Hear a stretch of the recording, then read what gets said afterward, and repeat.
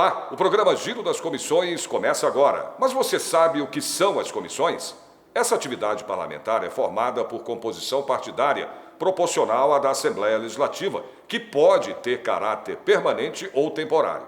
A comissão permanente é aquela que debate todos os assuntos institucionais do Legislativo paulista. A temporária é criada para apreciar um projeto específico para investigação ou missão oficial. Então, vamos acompanhar um pouco dos trabalhos dos deputados nessas comissões.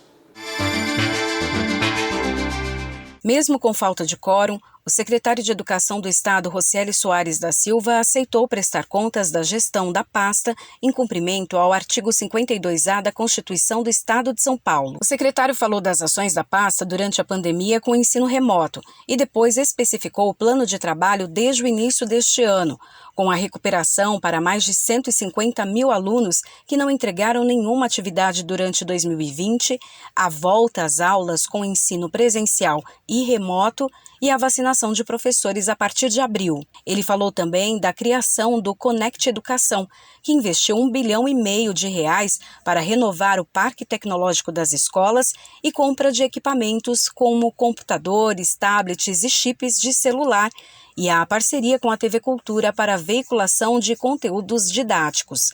As escolas também receberam mais qualidade de internet.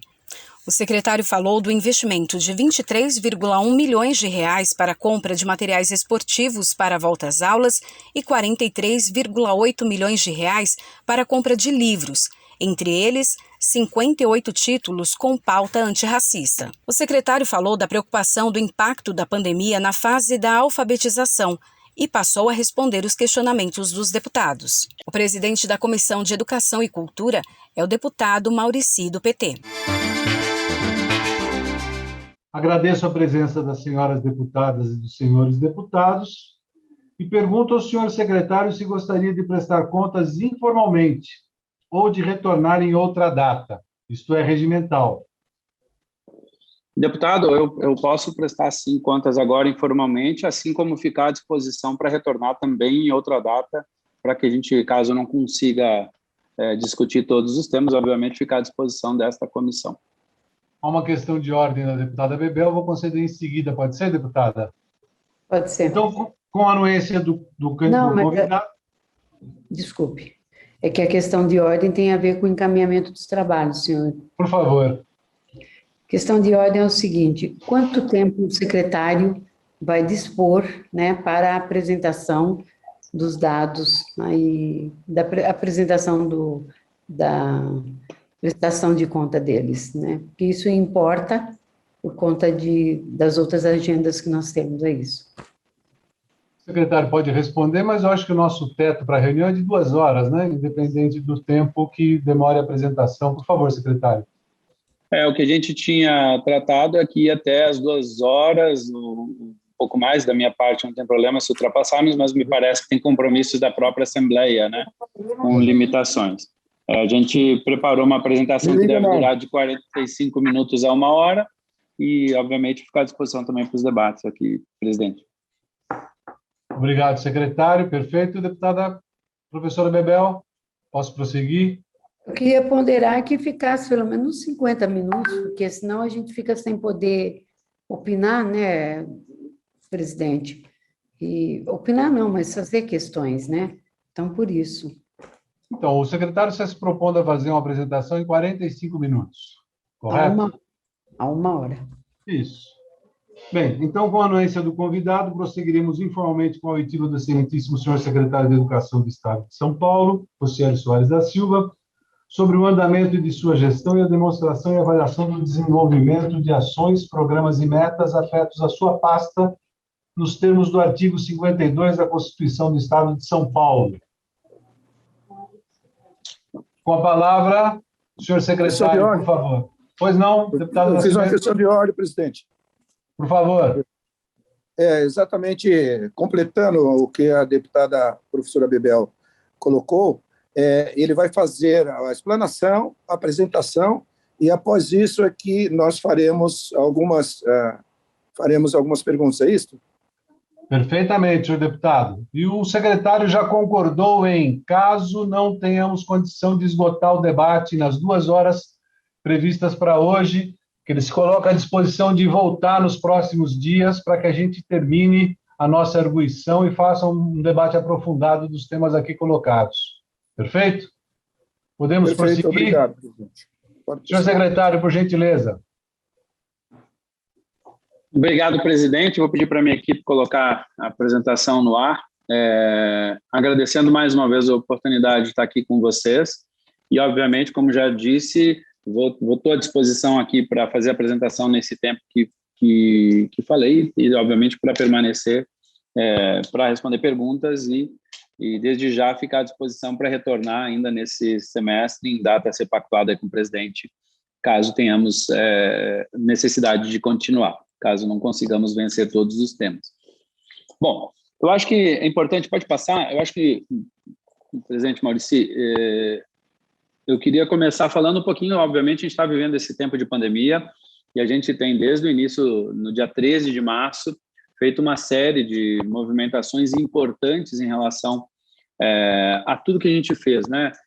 Criação de metodologias de atendimento aos alunos, tanto no aspecto da aprendizagem, como a criação do centro de mídias, a criação, né, de metodologias que pudessem chegar a todos os estudantes, canal de televisão, materiais impressos, absolutamente todos os formatos possíveis, até o Merenda em Casa, a criação de um programa, né, que foi auxiliar os alunos que mais precisavam a continuar a ter alimentação, por exemplo, do Estado. E, obviamente, ali em junho e julho do ano passado, começamos a discussão de volta às aulas, começamos em 8 de setembro uma abertura gradual, não obrigatória, né? Foi muito importante como um processo de aprendizado. Em novembro, começamos tendo autorização da volta das aulas regulares, especialmente no ensino médio. Em janeiro, a gente fez um processo de recuperação para os alunos que não tinham apresentado nenhuma atividade, 150 mil alunos participaram, e aí, em fevereiro, tivemos uma volta maior, teve a segunda onda, já não fechamos mais as escolas e já fizemos um processo de a escola estar sempre aberta para quem precisa, né? Em abril, nós fizemos algo importante, né? Fomos o primeiro estado do Brasil a começar a vacinação dos profissionais da educação, um passo extremamente importante, foi um ato corajoso do governador João Dória, né, porque mesmo ações do Ministério Público e tudo mais reagiram, inclusive, com essa determinação do Estado de São Paulo, mas a gente começou com a primeira etapa de 47 anos ou mais. Em maio, começamos a vacinar os profissionais com comorbidades. Em junho, todos os demais, né, com 45, 46, e depois a etapa de todos os profissionais até 18 anos. E agora, até setembro, a gente já começa, já termina, né, a todos aqueles que obviamente entraram no sistema de vacinação. E em agosto começamos a volta das aulas presenciais. Isso aqui é apenas para dar um panorama, né, do tanto de coisas que foram acontecendo ao longo do tempo em todas as nossas fases. Mas acho que importa falar que alguns aprendizados são importantes, pode passar, e eu queria falar bastante de conectividade nas escolas agora. Acho que esse é um tema que é fundamental e que, obviamente, a pandemia nos ensinou muito, né? A pandemia quebrou uma série de paradigmas, assim, acho que é importante dizer que a tecnologia veio para ficar e não veio para substituir as pessoas, né? Nós colocamos muito mais tecnologia do que qualquer momento da história da educação, com o centro de mídias, com chip, vou mostrar tudo isso e tal, e contratamos mais pessoas, mais do que nunca, né?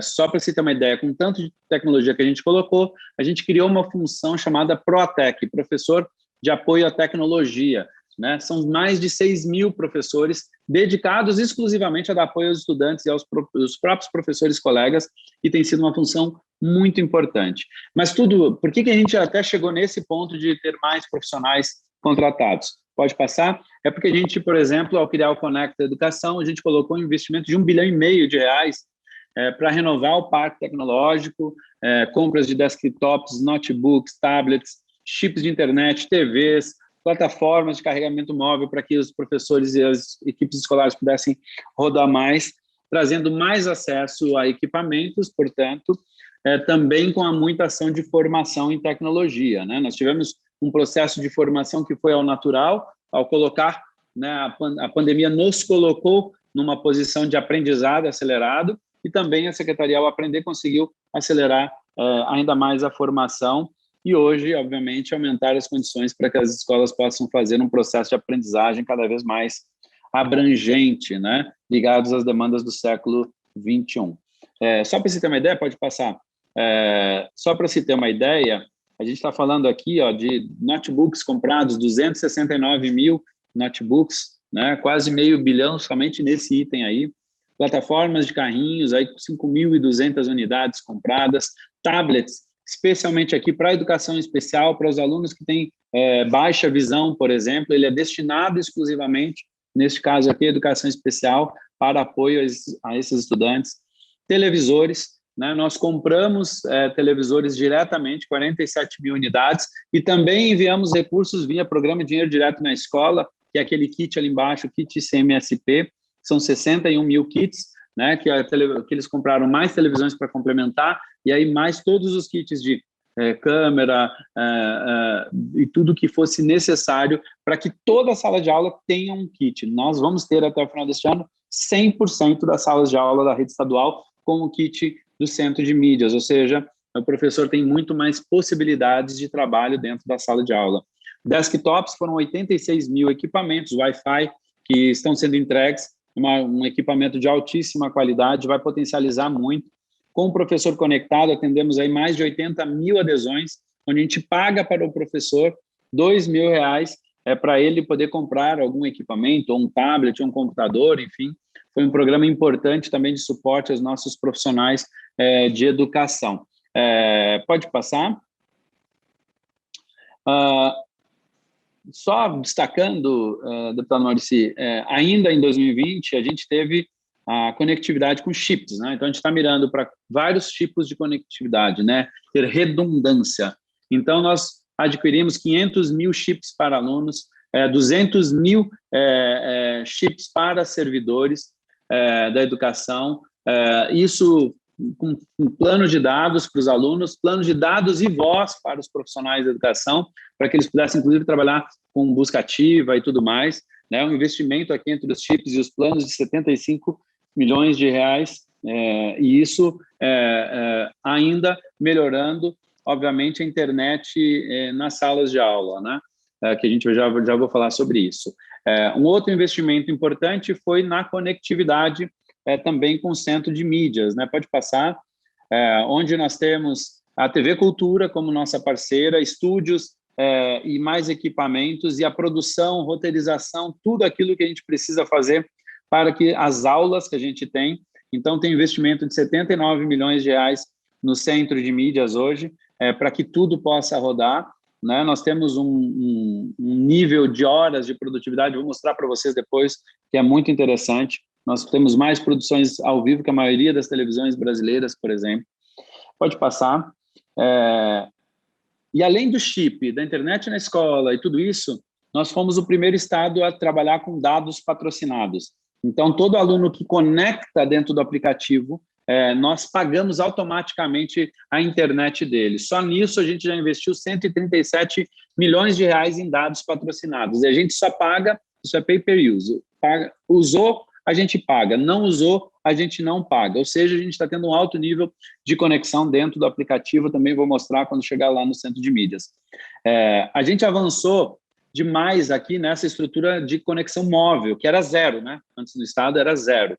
Mas a gente também avançou, pode passar muito em conectividade para garantir um melhor nível de conectividade dentro da escola. Em 2019, as nossas escolas tinham, no máximo, 8 megas de velocidade de conexão.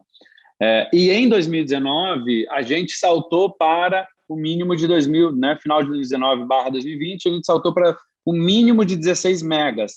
E fibramos as nossas escolas, né? As nossas escolas, metade não tinham fibra ótica e elas eram com par metálico. Uma tecnologia velha que tinha limite, e a gente passou, então, para praticamente já 100% da nossa rede com fibra ótica em 2021 e 5.039 escolas já com, no mínimo, 16 megas, ou seja, mais do que dobramos, porque tem escolas que foram para 32 megas. E agora, o próximo salto que estamos fazendo, já temos 500 escolas conectadas né, nós fizemos um salto estamos fazendo um salto para 100 megas. A nossa ideia é que até junho a gente chegue a 100 megas, e aqui só uma explicação, 100 mega aqui é mega dedicado, é mega full, né? Não é igual à internet que a gente contrata para as nossas casas, né? Isso aqui é equivalente à internet industrial, né? Que é uma indústria, que uma grande empresa contrata. É link dedicado. Então, não é comparável lá se você contrata 100, 200 megas para sua casa, aquilo é dividido por 1.000 habitantes, por 1.000 residências, em X mil habitantes e tal.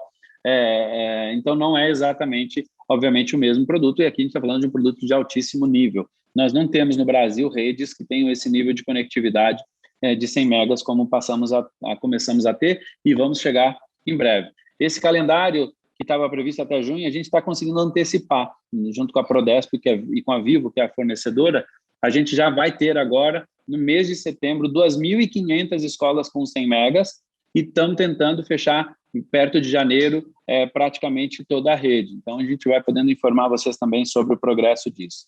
Isso é uma revolução também que chega na escola. E uma coisa importante, isso não tira o serviço da conectividade móvel, porque é redundância. Se a escola tiver um problema de conectividade, o professor pode usar o chip, né? Ou, dependendo do tipo de serviço, você tem mais de um tipo de conectividade como opção para o profissional, né?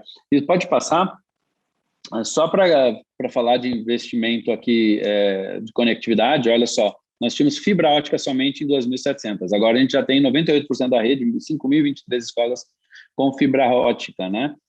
E as escolas com banda acima de 16 megas eram apenas 415, hoje a gente já tem 98% da nossa rede com fibra ótica e podendo botar alta velocidade. Pode passar. A partir de junho, a gente botou, então, esses 100 megas agora, né, já com as 500 escolas, como eu falei, e a gente até metade do ano que vem, mas antecipando esse cronograma, vamos estar. Uma coisa importante é que, para monitorar isso, nós determinamos as escolas que baixem um aplicativo específico feito para acompanhar pelo NIC-BR, que é o Núcleo de Internet do Brasil, e só um minutinho, tem pessoal.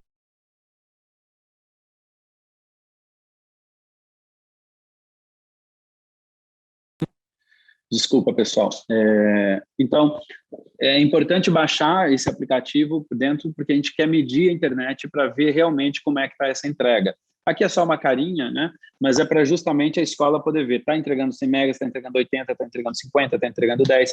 Mesmo ainda aquelas que não foram instaladas os 100 megas, a todas a gente está pedindo que instalem, porque com isso a gente consegue ter um monitoramento sendo feito, pelo menos tendo uma máquina, mas a gente pode baixar no aplicativo, sempre que conectado na internet da escola, a gente vai saber qual é a velocidade que está sendo entregue, ou seja, uma transparência e fiscalização pela própria comunidade escolar, e é fundamental que a gente faça isso, né? Ela pode ser feita via aplicativo, com todos os alunos baixando, por exemplo, para saber qual é a velocidade que está sendo entregue dentro da escola. Algo importante que foi inovação dentro do ensino, pode passar, é o centro de mídias, que tem sido uma ferramenta muito importante, né? Nós temos os estúdios montados para transmitir, fica o convite, inclusive, aos deputados aqui da comissão, do parlamento, na verdade, que queiram conhecer, alguns já conheceram, né? Mas fica o convite para que conheçam lá o centro de mídias, porque ele tem sido uma ferramenta muito importante. Nós montamos o ensino mediado por tecnologia no início da pandemia e, obviamente, queremos continuar utilizando, né? Os alunos podem assistir no aplicativo, no computador, enfim. A função do professor continua e sempre será essencial. Isso aqui não tem como. Aliás, a presencialidade, mais do que nunca, se viu provada. A importância da escola e da presença é fundamental. E a internet móvel patrocinada também permanece a todo mundo que acessa. E aí a gente pode estar falando de ampliação de carga, de dar mais oportunidade. A gente, por exemplo, com o programa Além da Escola, está contratando mais professores para fazerem tutoria com os nossos alunos. Enfim, tem uma série de projetos que nascem baseados na possibilidade da tecnologia. Só para vocês terem uma ideia, pode passar, nós temos conectados da rede estadual ao centro de mídias 3.029.000 estudantes acessando da rede estadual, e das redes municipais 2.500.000 alunos que conectam ao aplicativo, né? Nós já temos mais de 8.000 escolas disponíveis no repositório. Todas as aulas ficam gravadas e os professores podem, isso quando completou em 1 ano, certo? Esses números ainda precisam ser atualizados. E mais de 7.260 horas de transmissão em 1 ano. Isso é mais que a maioria de canais de televisão tem de produção ao vivo, certo? As nossas aulas, em geral, são sempre ao vivo. Os alunos podem utilizar o repositório, mas a preferência é sempre ao vivo e com professores da rede. O professor do nosso estúdio é professor da nossa rede estadual, são professores da nossa rede, o que é importante salientar, né? E, obviamente, essa é uma ferramenta, pode passar, é uma ferramenta para implementação do ensino mediado e a plataforma que permitem a secretaria comunicar com estudantes, com professores, em qualquer lugar, em qualquer momento. E, pós-pandemia, a gente vai continuar usando o centro de mídias, tanto para ofertar aulas, para dar suporte aos professores dentro das salas de aula, para que o professor possa transmitir de uma sala para o outro, trabalhar em conjunto com outro colega. Então, tem muitas formas e, obviamente, muito trabalho de formação que a gente tem revisado os nossos processos para que a formação cada vez chegue com mais qualidade, mas também utilizando as ferramentas de tecnologia, né?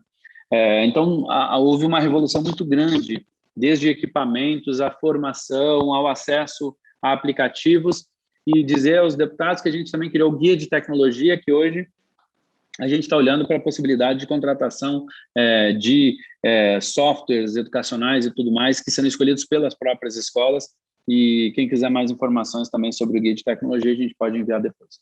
Pode passar?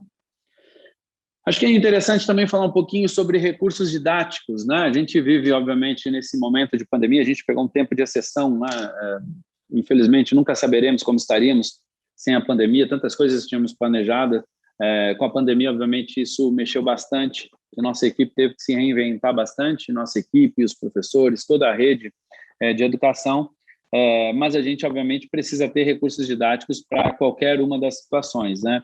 E aí a gente, por exemplo, está fazendo investimento em inúmeros recursos importantes. Há muito tempo a Secretaria não comprava, por exemplo, pode passar equipamentos esportivos, são 546 mil bolas adquiridas para 5 modalidades e com iniciação. Tudo aquilo que a Base Nacional está prevendo, a gente está comprando material, por exemplo, pedagógico. A gente, para a volta agora, a prática esportiva nesse processo de volta será muito importante, né? Fomentar isso com os nossos jovens, que ficaram cada vez mais retraídos, né? A tecnologia é importante, mas a gente não pode tirar o desenvolvimento físico também dos nossos estudantes. É importante que a gente faça um grande processo de desenvolvimento, e por isso os equipamentos são parte do material pedagógico para fomentar isso dentro do nosso currículo. Pode passar? Obviamente, literatura, por exemplo, a gente comprou muitos livros já durante a pandemia, logo no início a gente comprou um kit, imprimiu materiais específicos e mandou para os alunos, para casa dos alunos, inclusive. Mas a gente adquiriu para as nossas bibliotecas 1.300.000 livros, né? Para toda a rede estadual, todos os livros, com agendas como a agenda antirracista. Hoje nós temos livros excelentes, de altíssimo nível para os nossos estudantes, alguns deles aqui, a Úrsula, de Maria Firmina dos Reis, Princesas Negras, da Edileuza de Souza, mas você poderia ter a Carolina de Jesus, pode ter livros de literatura diversas, né? Além da antirracista, nós temos biblioteca específica para professores que foram enviados, né? Com livros como Alfa Letrar, da Magda Soares, que é uma papisa da alfabetização no Brasil, né? Protagonismo Juvenil, do Antônio Costa, e diversos livros que falam sobre Blended Education, sobre uma série de outras metodologias como opções para que os professores possam ter esse espaço de estudo e preparação. E dentro dos livros de literatura, importante que a gente também olhou muito para a literatura escolhida pelos próprios jovens, né? Nós fizemos um processo, e aliás estamos fazendo novamente esse processo neste momento. As escolas podem escolher livros que gostariam de ter na biblioteca. Então a gente comprou coleções desde Harry Potter, para aquele livro que gosta, a títulos mais tradicionais, e obviamente fazendo Eu gostei dessa menção Harry Potter aí. Não, tem bastante, Daniel. Porque você tem que ter na literatura livros diferenciados para atrair o jovem, né? A literatura que atrai a um não necessariamente atrairá a outro. Então, tem que ter uma opção, né? Você tem livros como Eu, Robô, que são sucessos, você tem livros diversos aí que são bem bacanas, além, obviamente, dos nossos grandes autores brasileiros e locais também. Então, investimento aí de 43 milhões. Pode passar. Algo importante que pode voltar, na verdade, não entrou aqui a apresentação, mas a gente comprou mais de 112 milhões de reais em títulos de livros também didáticos para a educação de jovens adultos. Há muito tempo o Estado de São Paulo não comprava livros para a educação de jovens adultos e foram comprados os livros para a EJA. Deveria estar aqui no slide, mas não estava. Eu vou pedir para a minha equipe corrigir para a gente enviar depois para vocês, que infelizmente não apareceu aqui, mas é só para dar um exemplo também que a gente está, estou resumindo aqui, mas, por exemplo, uma ação para a EJA que é fundamental, foram comprados livros para todos os estudantes da EJA também. Pode passar? Em relação ao projeto de reforço e recuperação, né, a gente tem aí na pandemia uma coqueluche aí de problemas, né? Nós temos todo tipo de problema em relação à aprendizagem. Fizemos uma avaliação que mostra que os alunos estão tendo extrema dificuldade. E isso já era um desafio anterior à pandemia, obviamente, com pandemia é um desafio ainda maior, né? Então, a gente publicou, deputado Maurício, em 2019, uma resolução 37 que instituiu o projeto de recuperação e reforço. Pode passar.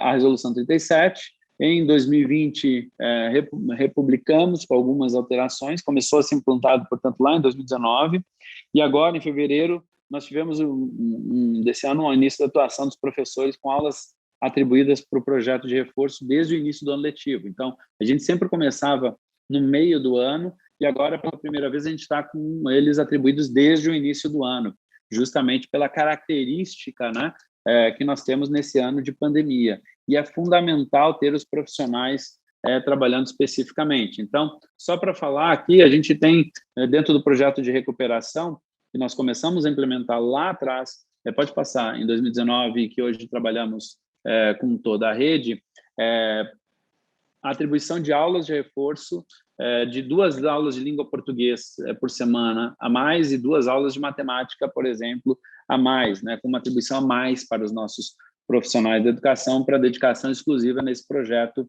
de reforço. Pode passar?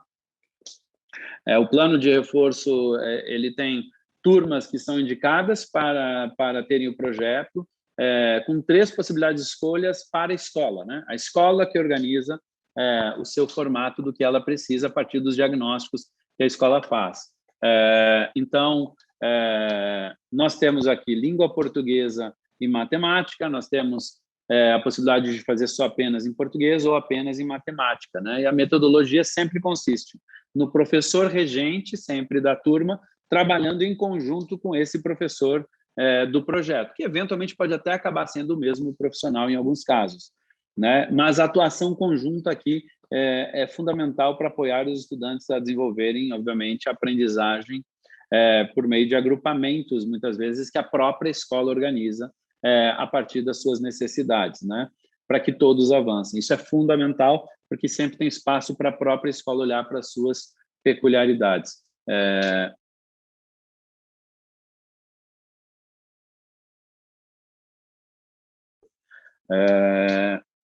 Pode passar?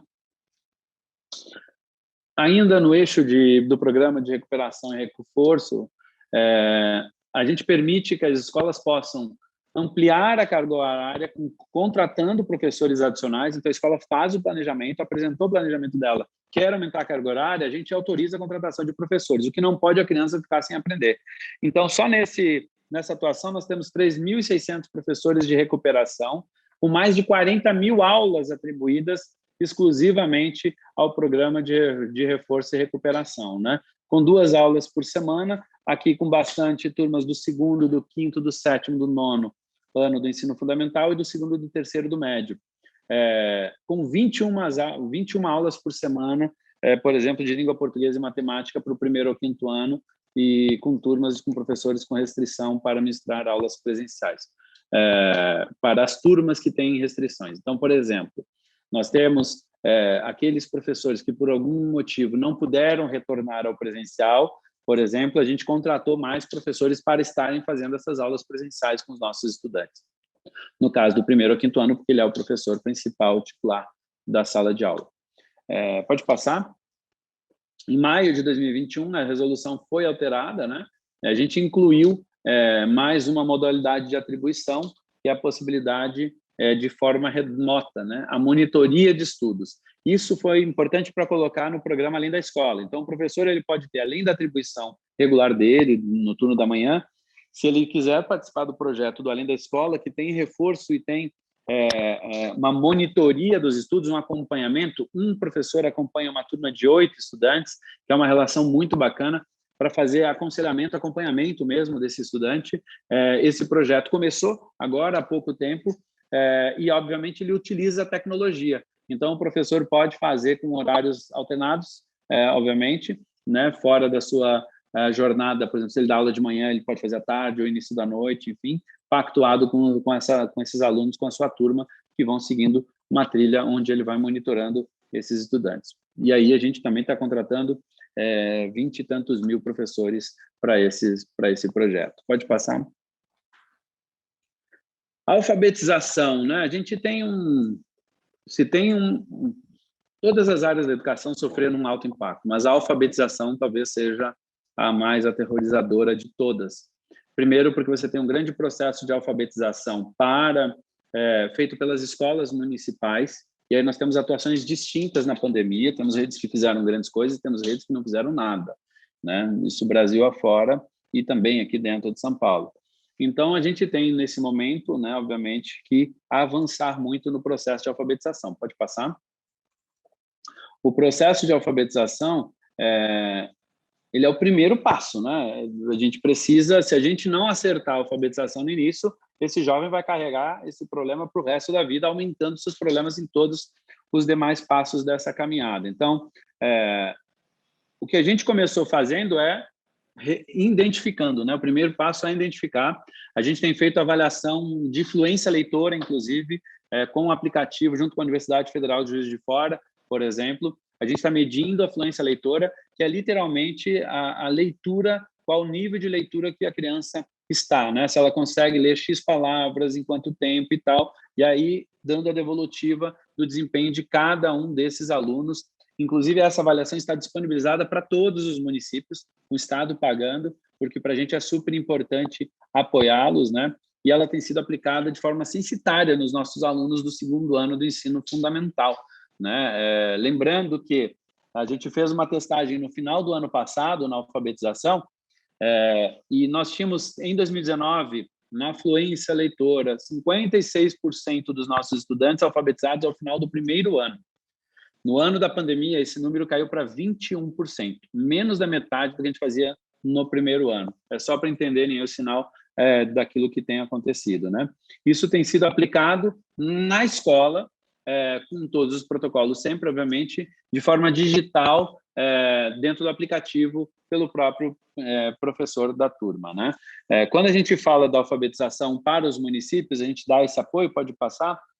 A rede municipal faz adesão, isso aqui é só para mostrar como a gente tem trabalhado, o município, o secretário faz adesão, indica quem é o responsável, a escola indica os seus aplicadores, e esses aplicadores, junto com o diretor da escola, participar da formação, e aí os professores baixam o aplicativo, realizam a avaliação, fazem o upload, que vai para a base da Universidade Federal, que devolve isso com análise individual de cada estudante para a escola. Isso é fundamental porque ajuda a escola nesse planejamento do processo de alfabetização. Instituímos, pode passar, em regime de colaboração, inclusive com a parceria da Fundação Lehman do Instituto Natura, algumas ações que são desenvolvidas com foco nos alunos do ensino fundamental, né?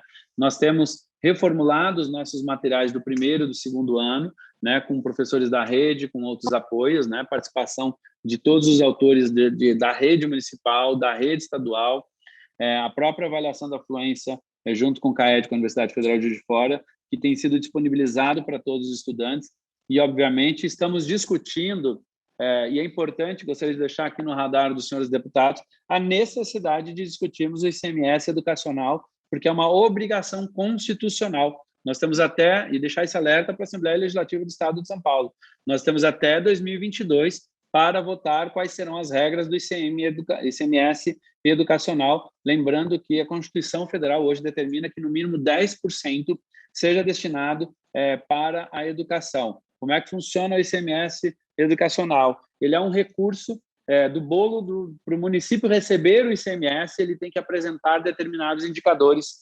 educacionais. Nós temos que, por lei estadual, determinar quais são esses indicadores que os municípios têm que cumprir.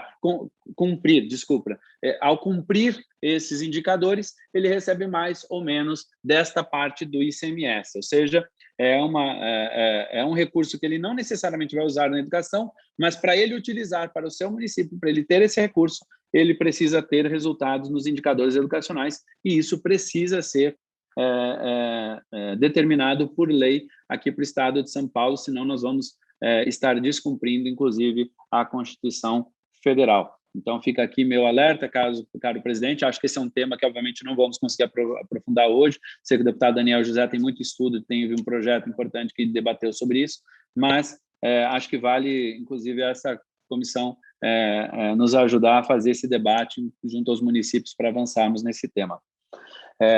Falando um pouco, obviamente, falamos aqui de alguns temas, mas acho que é importante falar de carreira docente, né? Pode passar.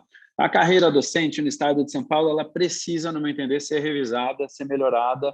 Tem muita coisa que deve ser feita. Nós chegamos a anunciar, íamos enviar no ano passado, em 2020, quando veio a pandemia, nós tivemos de fazer uma série de revisões, como todos, né? Nem sabíamos como ia ficar a arrecadação, foi um desastre o início da arrecadação, e depois veio a Lei 173, e a gente não conseguiu entrar no debate.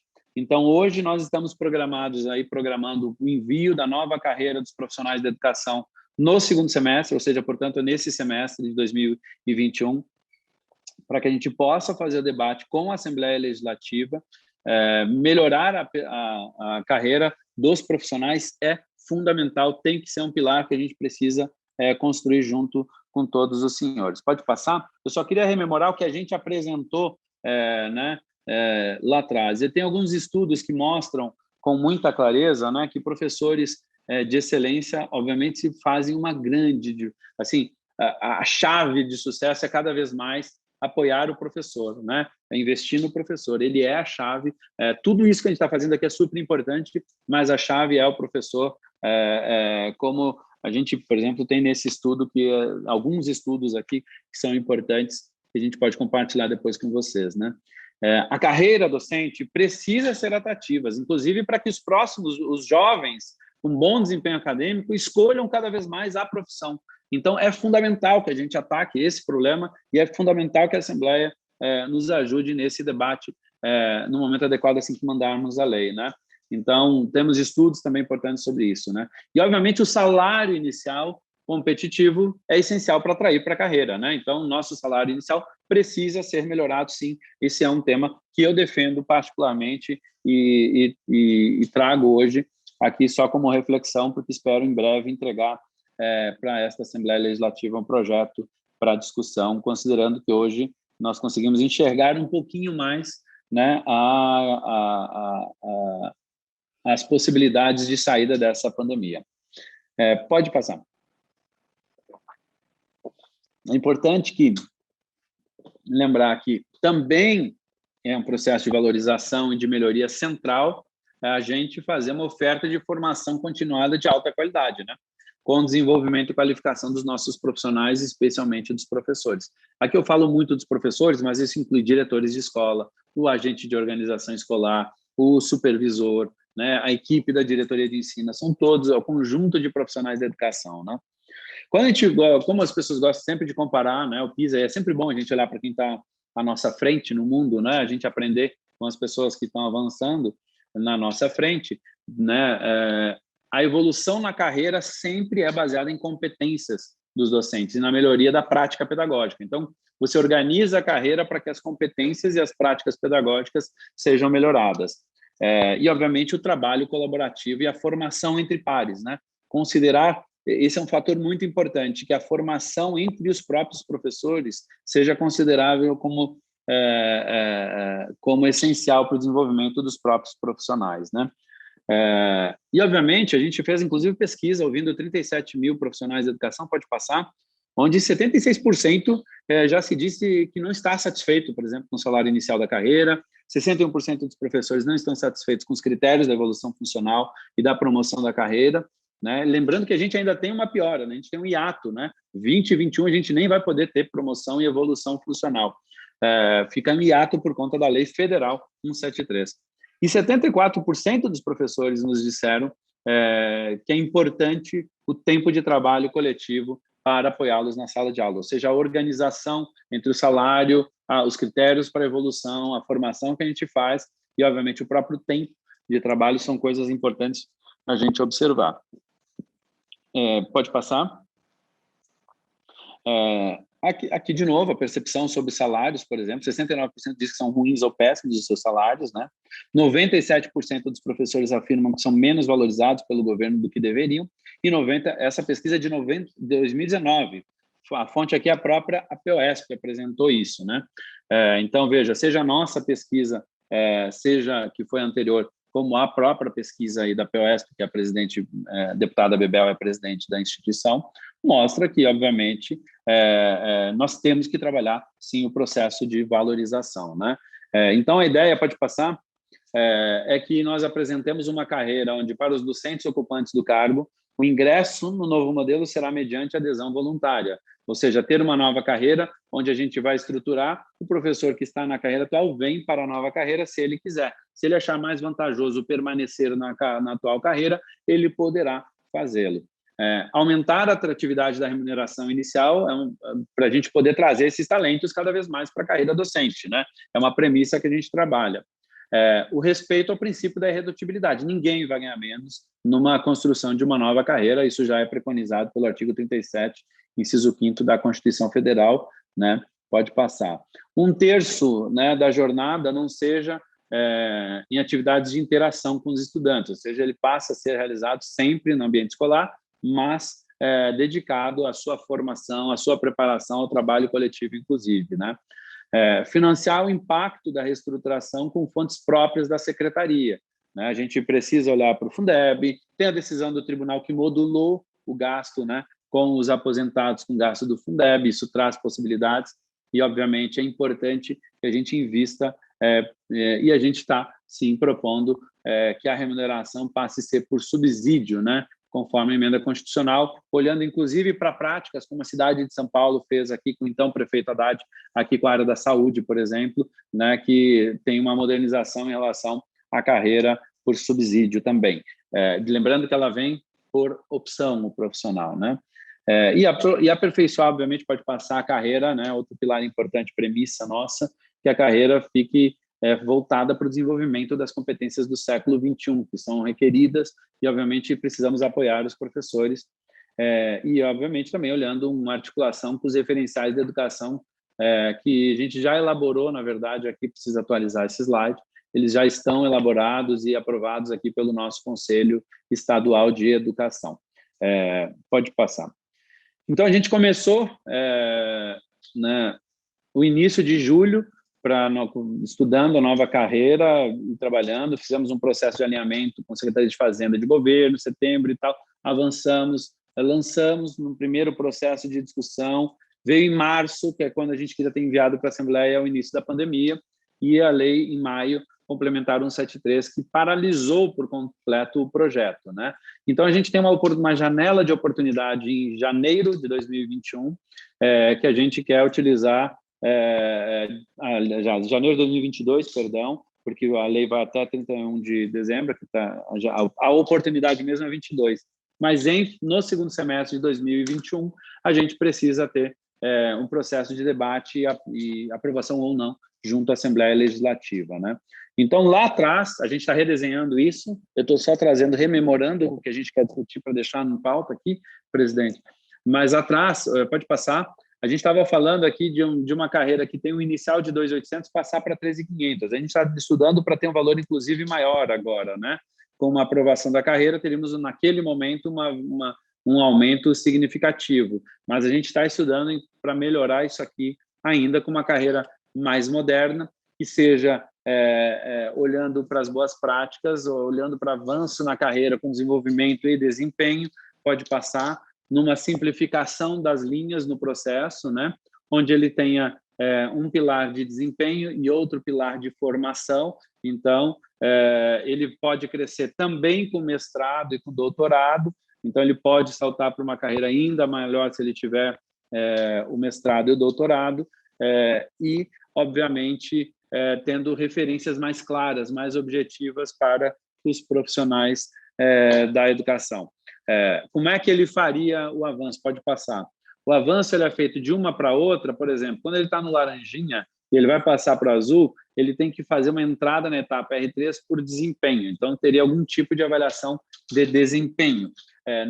Do verde para o laranja, ele vai fazer uma etapa de desenvolvimento, ou seja, exclusivamente de formação. Ele vai ter X horas de formação com desenvolvimento dessas competências, que são 2 pilares que já se encontram dentro da nossa carreira, mas seriam reestruturados, né? Então, a ideia do que a gente está preparando para vocês, vejam que isso tem uma revolução em valores, né? O inicial aqui nessa proposta, que é de 2019, seria de 3.500, a segunda letra já passaria para R$4.000, portanto, um valor bastante considerável de revisão, mas, de novo, ainda estamos tentando melhorar para poder enviar para a Assembleia e discutindo com o governo as condições atuais, considerando limites novos, enfim, tudo aquilo que a gente precisa, obviamente, apresentar a vocês quando mandam um projeto dessa envergadura. Mas acho que o ponto principal, senhores deputados e deputadas, é que não dá para não avançar nessa agenda, né? Não dá para a gente, Estado de São Paulo, sonhar com uma educação cada vez melhor, e a gente precisa, sim, avançar muito nisso, sem apostar também no pilar profissional da educação, que é fundamental, é realmente o pilar que vai dar maior transformação, a gente precisa avançar nessa carreira. Outro ponto que eu trago hoje para vocês na discussão, presidente, é a questão do novo ensino médio, né? Como é que está o ensino médio, basicamente, né? E o currículo, pode passar? O currículo do ensino médio ele foi construído de maneira participativa, né, com múltiplos espaços, desde 2019, esse processo, na verdade, desde 2018, mas em 2019 a gente acelerou, fizemos 1.600 seminários presenciais, com 140 mil estudantes e 18 mil professores participando, ainda presencialmente, em 2019.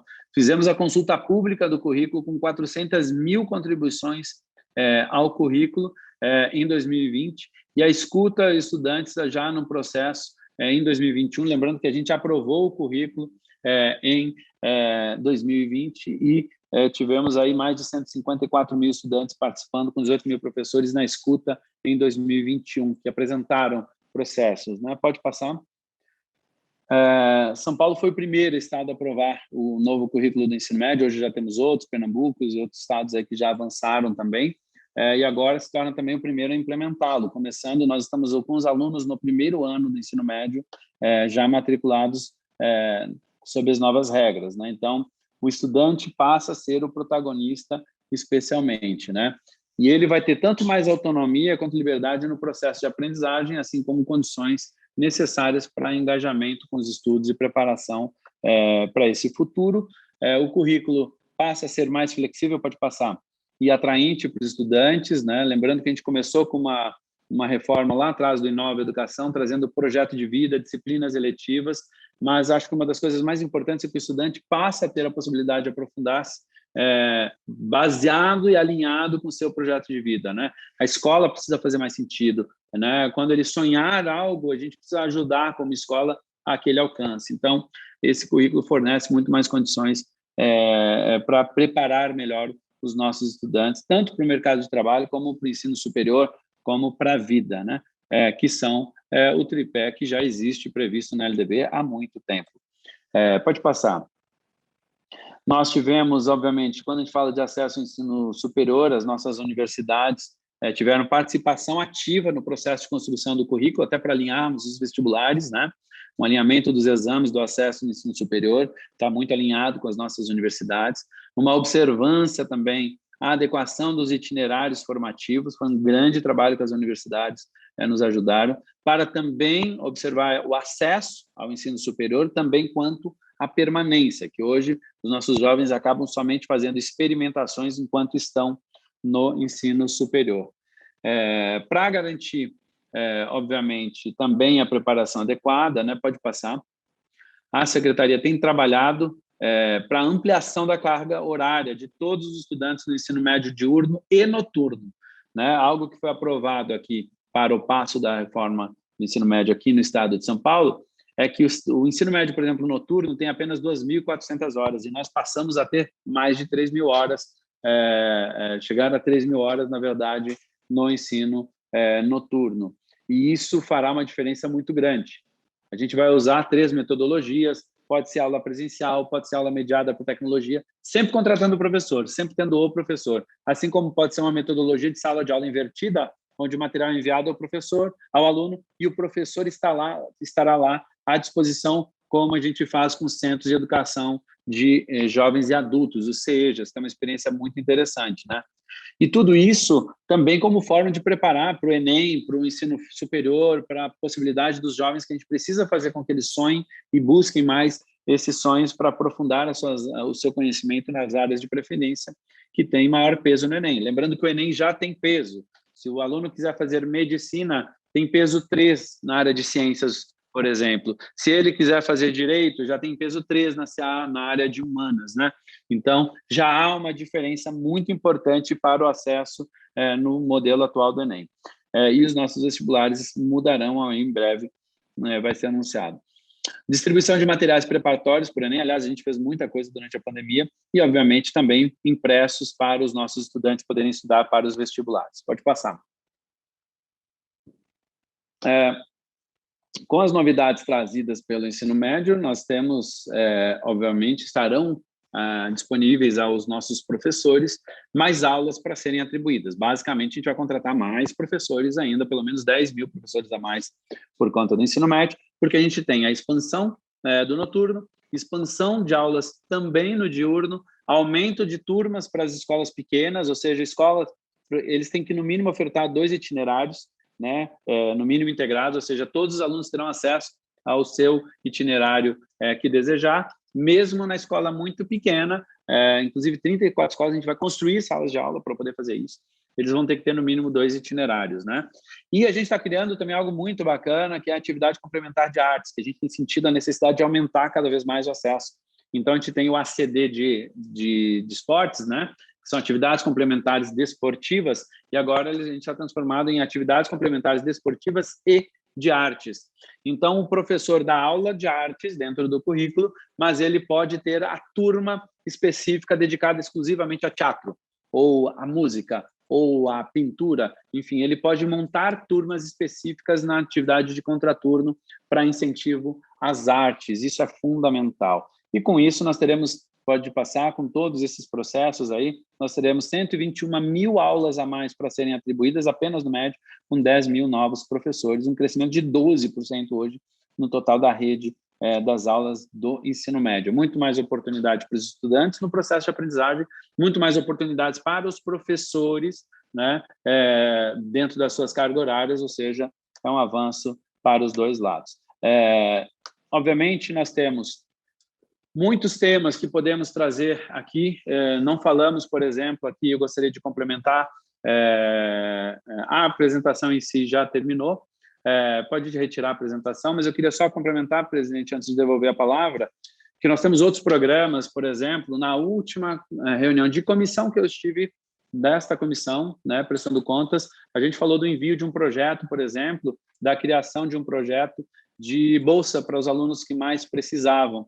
E a gente criou agora a Bolsa do Povo Estudante. Acho que é super importante destacar, porque isso foi discutido, inclusive, nesta comissão de educação, na minha última presença aqui, presidente, e a gente agora tem 300.000 bolsas que serão dadas aos alunos de maior vulnerabilidade no Estado, ou seja, os alunos em situação de pobreza, porque tem acontecido muito, muito mesmo, dos estudantes não estarem voltando, não estarem mais participando das atividades, porque querem trabalhar, porque precisam trabalhar, e a gente precisa apoiar. A desigualdade só vai ser combatida se a gente apoiar quem mais precisa.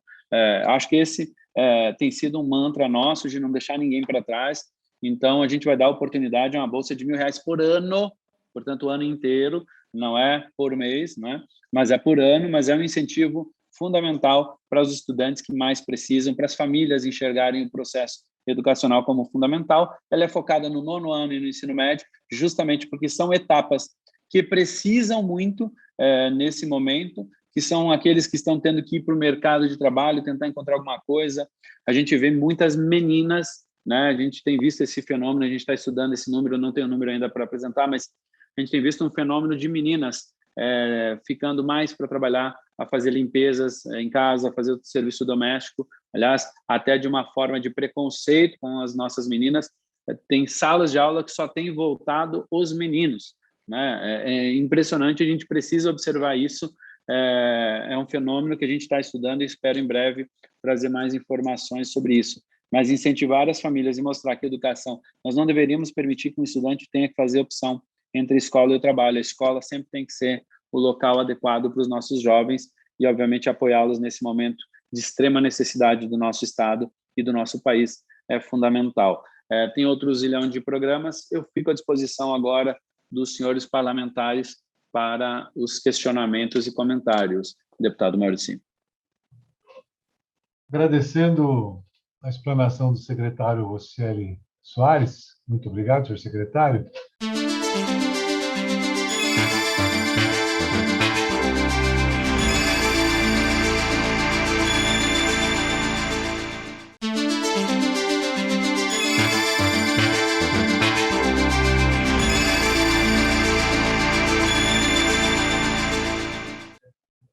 Passo a palavra para as manifestações das senhoras e senhores parlamentares presentes, inscritos pelo chat, pelo tempo de até 10 minutos, aos deputados e deputadas que assim o desejarem. Professora Bebel, a senhora é a primeira inscrita, por favor. Boa tarde, senhor presidente. Cumprimento também a minha colega Leci Brandão, os demais deputados. Eu me dirigi a Leci, que ela é a única mulher deputada, né, comigo na comissão. Cumprimento o secretário da Educação, o senhor Rocieli Soares da Silva, né, e começo a tecer minhas considerações eu quero me ater, pelo menos, sobre três questões, secretária. A primeira delas, para mim, sempre questionei, aliás, por que é que a gente não é chamado para discutir nada, né? Mas ser contra ou a favor faz parte da vida, né? Aliás, as grandes propostas, elas saem, inclusive, nessa dicotomia, né? Do contra ou a favor. Ninguém é obrigado a pensar igual ou, naturalmente, é obrigado a aceitar tudo que a gente pensa, mas ouvir é uma grande, como é que eu diria, já seria para nós, uma grande virtude, né? Não quero com isso fechar portas, muito pelo contrário, minha crítica vai na perspectiva de que se abra a porta para a gente poder discutir.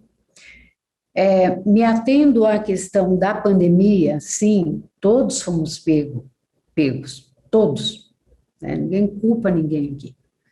23 de março, aliás, se fechou e nós tivemos que nos virar, tanto sindicalmente, eu falando, o senhor como secretário da Educação, tantas outras repartições tiveram que fazer isso. Mas isso também não impediria de ter um calendário, né, de reformas para adequar, porque, senhor secretário, as escolas públicas no estado de São Paulo, e não por culpa do senhor, ela vinha há um tempo, né, e eu pego da periferia, não vou pegar nem essas que são centrais, que foram construídas no tempo que a elite fez parte, né, da escola. Não estou falando desta, estou falando daquelas, né, que são construídas a troque de caixa, né, e de qualquer maneira, sem arejamento, sem sol, sem nada, e que tem muita dificuldade de funcionamento, e já tinha antes da pandemia. O senhor próprio, quando assumiu a pasta, detectou isso, que a infraestrutura nas escolas públicas eram ruins, está no G1, né, da Folha, saiu, isso rodou, eu falei, poxa, estou com esperança, né, chegou um secretário que está enxergando, que nós também estamos enxergando há muito tempo, mas ocorre que essa agenda não ocorreu, né, de reforma às escolas.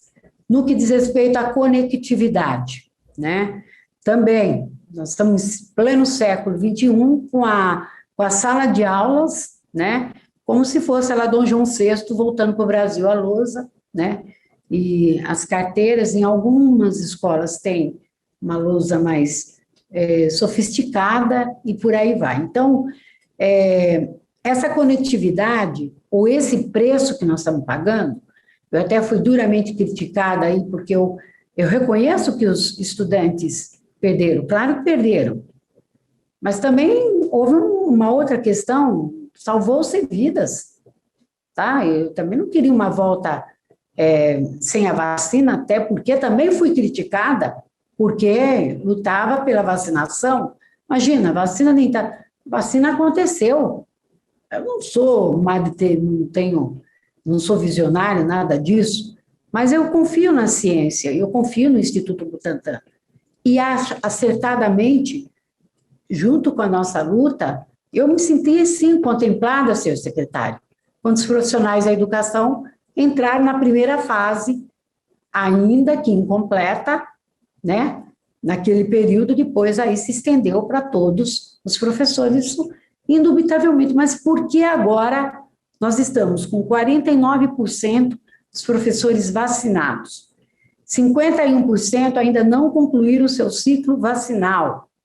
Nós temos a comorbidade, né? Então, não seria justo cumprir primeiro o ciclo vacinal e fazer todo esse processo que o senhor apresentou aqui, de ter um plano de recuperação, por exemplo, porque eu acredito fielmente que nós também fomos acostumados a organizar ou ao dispor uma disciplina atrás da outra, o que ensina primeiro, o que ensina por último, e na realidade, e na convivência, né, a gente vê que uma coisa não acontece, não, é possível trabalhar 2020 e 2021 entrelaçadamente. Eu acredito nisso, sinceramente, sim, acredito, né, com esses 10 mil novos professores que o senhor aponta que vai contratar, ou muito mais, podemos ter um mutirão de recuperação desse conteúdo de 2020, né, mais uma parte boa aí de 2021, para ser concluído. Então, é algo que, sim, a gente vê com necessidade, como necessidade, né, essa questão. No tocante ao ENICOM, exatamente por falta de conectividade, os alunos não puderam ter aulas. Se não puderam ter aulas, tiveram ausências, não tiveram notas, né? Portanto, ontem eu fui acionada a chamar uma reunião, só na região de Guarulhos tinha 200 exclusões. Aí, imediatamente, chegou para todas as escolas, né, que foi um erro, né, da secretaria.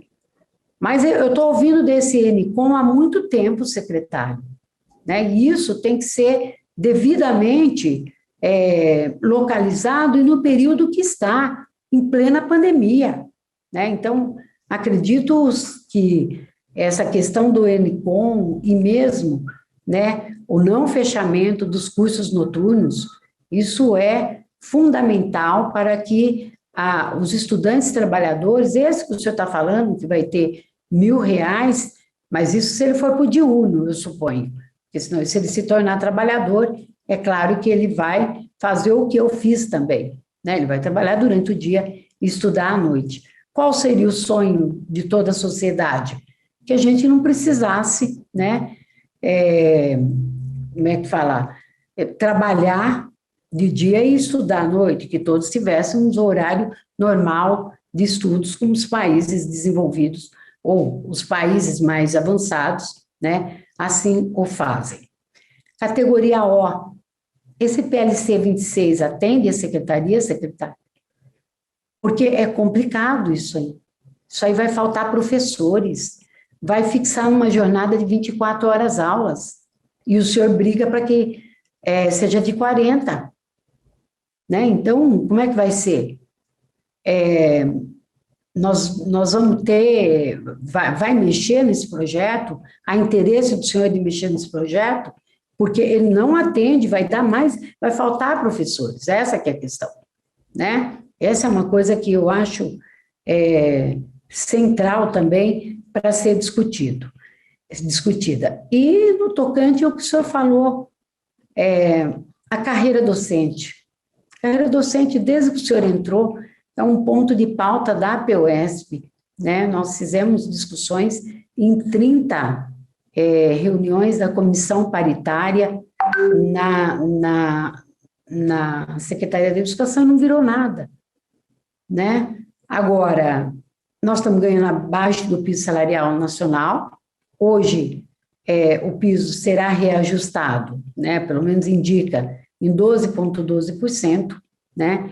E nós, de fato, aqueles indicadores lá, eles são verdadeiros. Não há atratividade na carreira.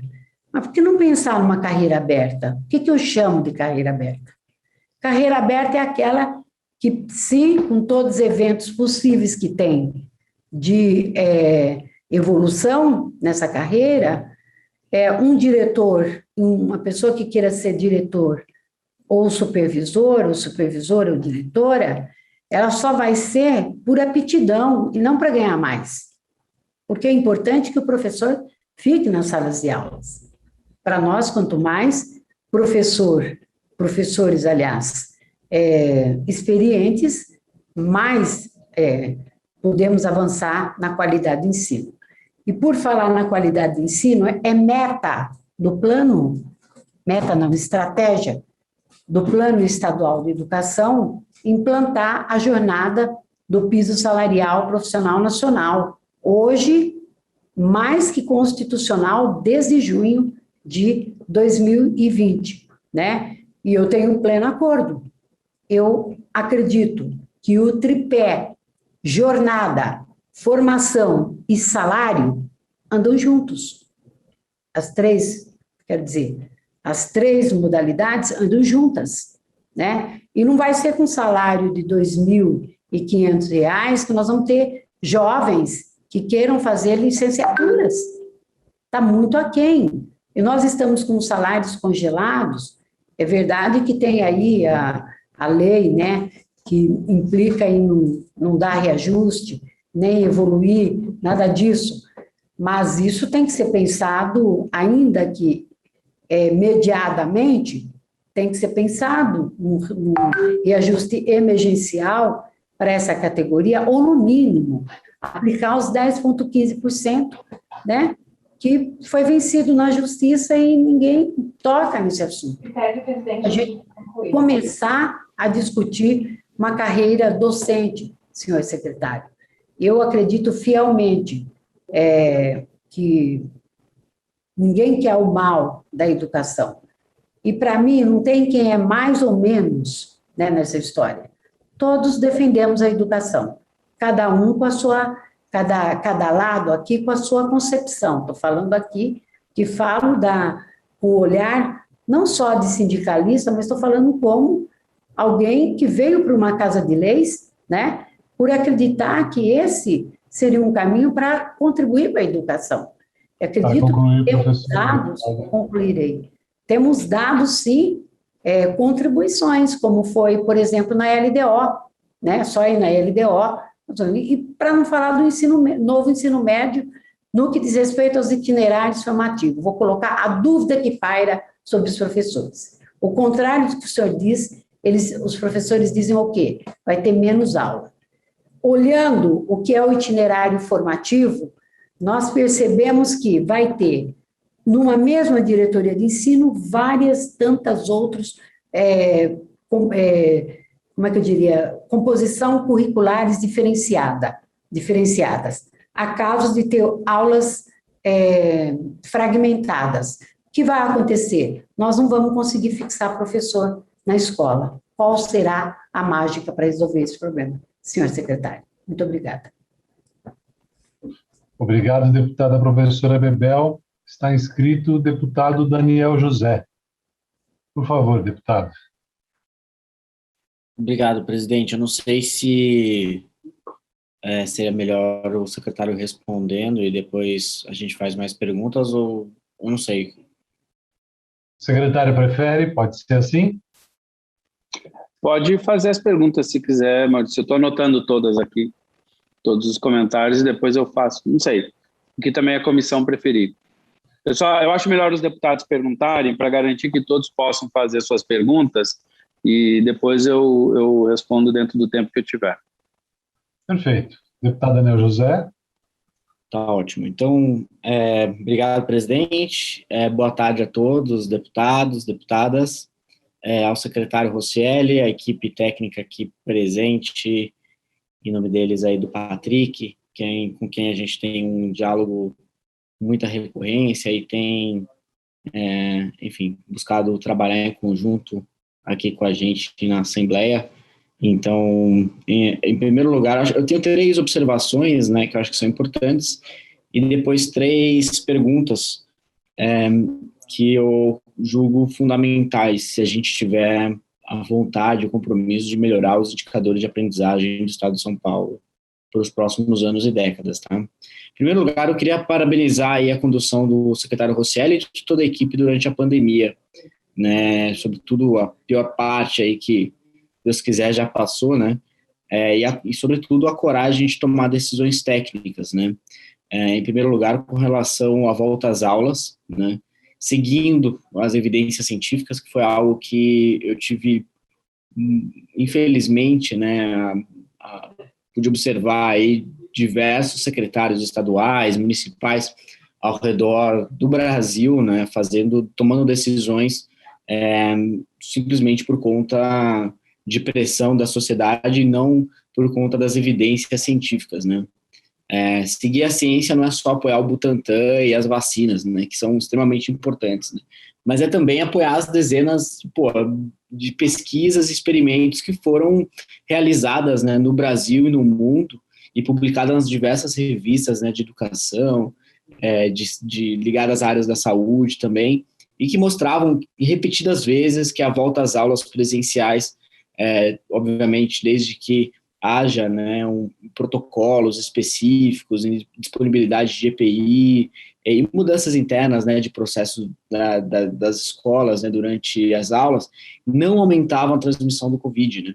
Então, é um crime que aconteceu com as crianças e jovens estudantes ao redor do Brasil, né, a gente ter 15 meses ou até mais, né, de período sem aulas presenciais, né, e queria parabenizar, né, o secretário e toda a equipe por defenderem, desde a metade do ano passado, até um pouco antes, a volta às aulas presenciais, respeitando, né, obviamente, a tomada de decisão dos prefeitos, que é uma tomada de decisão que se sobrepõe, né, à dos estados, né, muitas vezes, e que muitas vezes foram decisões errôneas, né, por parte dos prefeitos de deixarem as escolas por tanto tempo fechadas, né. Então, essa história de voltar às aulas só após a disponibilidade de vacinas é também uma forma de negacionismo, né, porque você nega todas as pesquisas científicas realizadas, né, em diversas publicações de extrema seriedade no Brasil e no mundo, né, mostrando que a volta às aulas presenciais não tinha um impacto real no aumento de transmissão da Covid. Então, quando a gente defende a ciência, a gente tem que defender a ciência por inteiro, e não só às vezes, quando convém aqui ou ali. Então, parabenizar aqui o secretário e toda a equipe técnica por ter essa defesa ampla e restrita aí de medidas baseadas na ciência, o que é algo, como eu disse, muito raro e foi muito raro de ser observado no Brasil nos últimos meses, tá? Então, parabéns. E também sobre o centro de mídias, né? Óbvio que tem problemas, quando eu visito as escolas, né, sempre levantam um ou outro ponto que que o centro de mídias poderia melhorar, mas diante do cenário de que a gente tem uma rede de São Paulo com 3,5 milhões de alunos, com 5.500 escolas, viabilizar, né, criar do zero e viabilizar o centro de mídias em tão pouco tempo para responder uma demanda tão urgente e imprevisível, né, como foi o início da pandemia no ano passado, em março, ali em abril, então poucos dias já consegui disponibilizar o centro de mídias e, obviamente, ao longo do tempo ir aprimorando, né, a ferramenta, é algo de muito mérito, né. É óbvio, como eu disse, que a plataforma não é perfeita, não é enfim, um aplicativo que não tem defeitos, pelo contrário, tem defeitos, tem pontos a melhorar, e etc. E a Secretaria enxerga isso e busca melhorar. Diversos dos pontos que eu observei no início foram aprimorados e através de versões, né, mais atualizadas. Então, parabéns aí pela condução aí, criação do Centro de Mídias, que foi fundamental aí para tentar diminuir a redução de aprendizagem durante o período da pandemia, porque essa é a realidade, né? Como o próprio secretário mencionou, os números aí de alfabetização após o primeiro ano caíram, e, no final de contas, eu imagino que vão cair vários outros indicadores de aprendizagem muito importantes e sérios em diversas etapas aí da educação por conta desse período da pandemia, tá? Um segundo ponto que eu acho que é importante é a preocupação genuína com os estudantes, né, com a aprendizagem. A gente sempre vê diversas lideranças, quando menciona a educação, sempre mencionando uma pauta específica e colocando um aluno em segundo, terceiro, quarto, quinto plano. Então, a priorização, né, que a gente pôde ver na apresentação aqui, no foco na aprendizagem e na vida dos estudantes, é algo que, infelizmente, também é bastante raro no Brasil e que tem que ser valorizado assim, né? E, por último, um feedback que eu acho que é bem importante e que eu tenho observado, né? Eu tenho visitado muitas escolas ao redor do estado, de todos os níveis socioeconômicos, né? Escolas que receberam emendas parlamentares e que, por tomada de decisão do meu gabinete, né, as emendas parlamentares enviadas para escolas foram enviadas diretamente para aquelas que têm um trabalho fora da curva, né? Então, escolas que desempenham um excelente trabalho em todos os níveis socioeconômicos, daquelas mais vulneráveis, até aquelas que estão numa situação, enfim, tipicamente brasileira, né? Que também não é uma situação confortável, mas escolas que estão fazendo um trabalho muito bom. E o feedback, né, eu sempre pergunto, faço 1 milhão de perguntas, né, nessas visitas, né, eu adoro entender com muitos detalhes, né, a realidade do dia a dia das escolas, os desafios e aquilo que poderia melhorar, e etc. E ver que o feedback, né, do trabalho da secretaria é sempre muito positivo, né. Então, eu não visitei nenhuma escola até hoje, assim, e mais uma vez, de todos os níveis socioeconômicos, escolas extremamente vulneráveis, até escolas que já estão numa situação um pouco melhor, e nenhuma delas tem um feedback negativo para dar à Secretaria de Educação. Eu acho que isso é um resultado bastante impressionante, tá? Sobre as minhas perguntas, né, eu tenho 3 perguntas, poderia fazer 1 milhão de perguntas, porque na educação em São Paulo a gente tem assuntos infinitos, né, para falar sobre, por exemplo, o ensino integral, que é fundamental para a evolução da educação de São Paulo, etc. Tem vários assuntos, mas eu queria priorizar 3 que eu julgo que são bastante importantes para o longo prazo e bastante urgentes também. A primeira delas é, se pudesse falar um pouco mais de detalhes, o que a Secretaria tem em mente para essa modernização da carreira anunciado lá em 2019. Obviamente veio a pandemia no meio do caminho, né, e atrapalhou todos os planos, mas qual que é o cronograma, né? O que a Secretaria está observando e está buscando, tem como expectativa aí para que esse projeto da modernização da carreira dos professores evolua e chegue na Assembleia e a gente consiga discutir, levar para frente esse debate tão importante e, posteriormente, votar o projeto, né? Então, o primeiro ponto é esse. Qual é o cronograma esperado? Quais são as barreiras? O que tem impedido do projeto chegar aqui na Assembleia e conseguir evoluir para que seja, enfim, aprovado e que a gente consiga ver enfim, ter uma carreira em São Paulo para professores que seja muito mais atrativa, muito mais alinhada, né, em termos de incentivos, né, valorizando aqueles professores bastante engajados que dão que ensinam muito bem os seus alunos e que conseguem fazer um trabalho de excelência, né? O segundo ponto, a segunda pergunta que eu gostaria de fazer é sobre o ICMS educacional, que é um projeto extremamente importante para a educação pública em São Paulo e para o Brasil, né?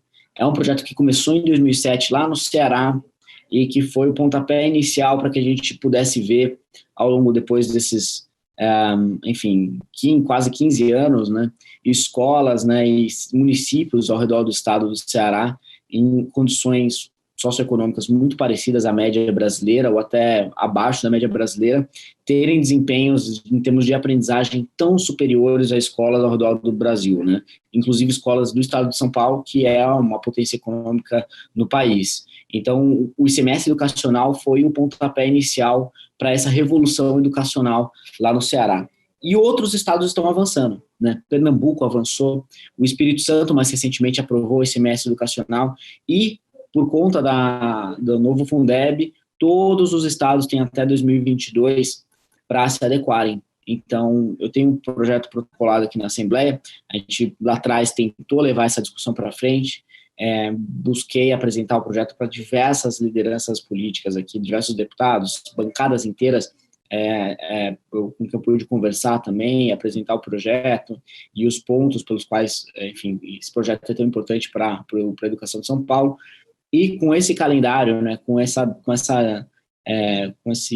data limite aí de 2022, e que São Paulo precisa se adequar, eu queria perguntar quais são os planos aí da Secretaria de Educação, projeto que eu protocolei e que está tramitando aqui na Assembleia, ele foi feito, inclusive, com o apoio e ajuda da Secretaria de Educação. Eu gostaria de saber um pouco mais dos planos da Secretaria para o ICMS educacional, se estão elaborando um projeto próprio, enfim, se tem algo sendo discutido e que, obviamente, a gente possa contribuir para que a gente consiga implementar esse projeto. Para mim, não tem problema se tem autoria, não tem autoria, se o projeto...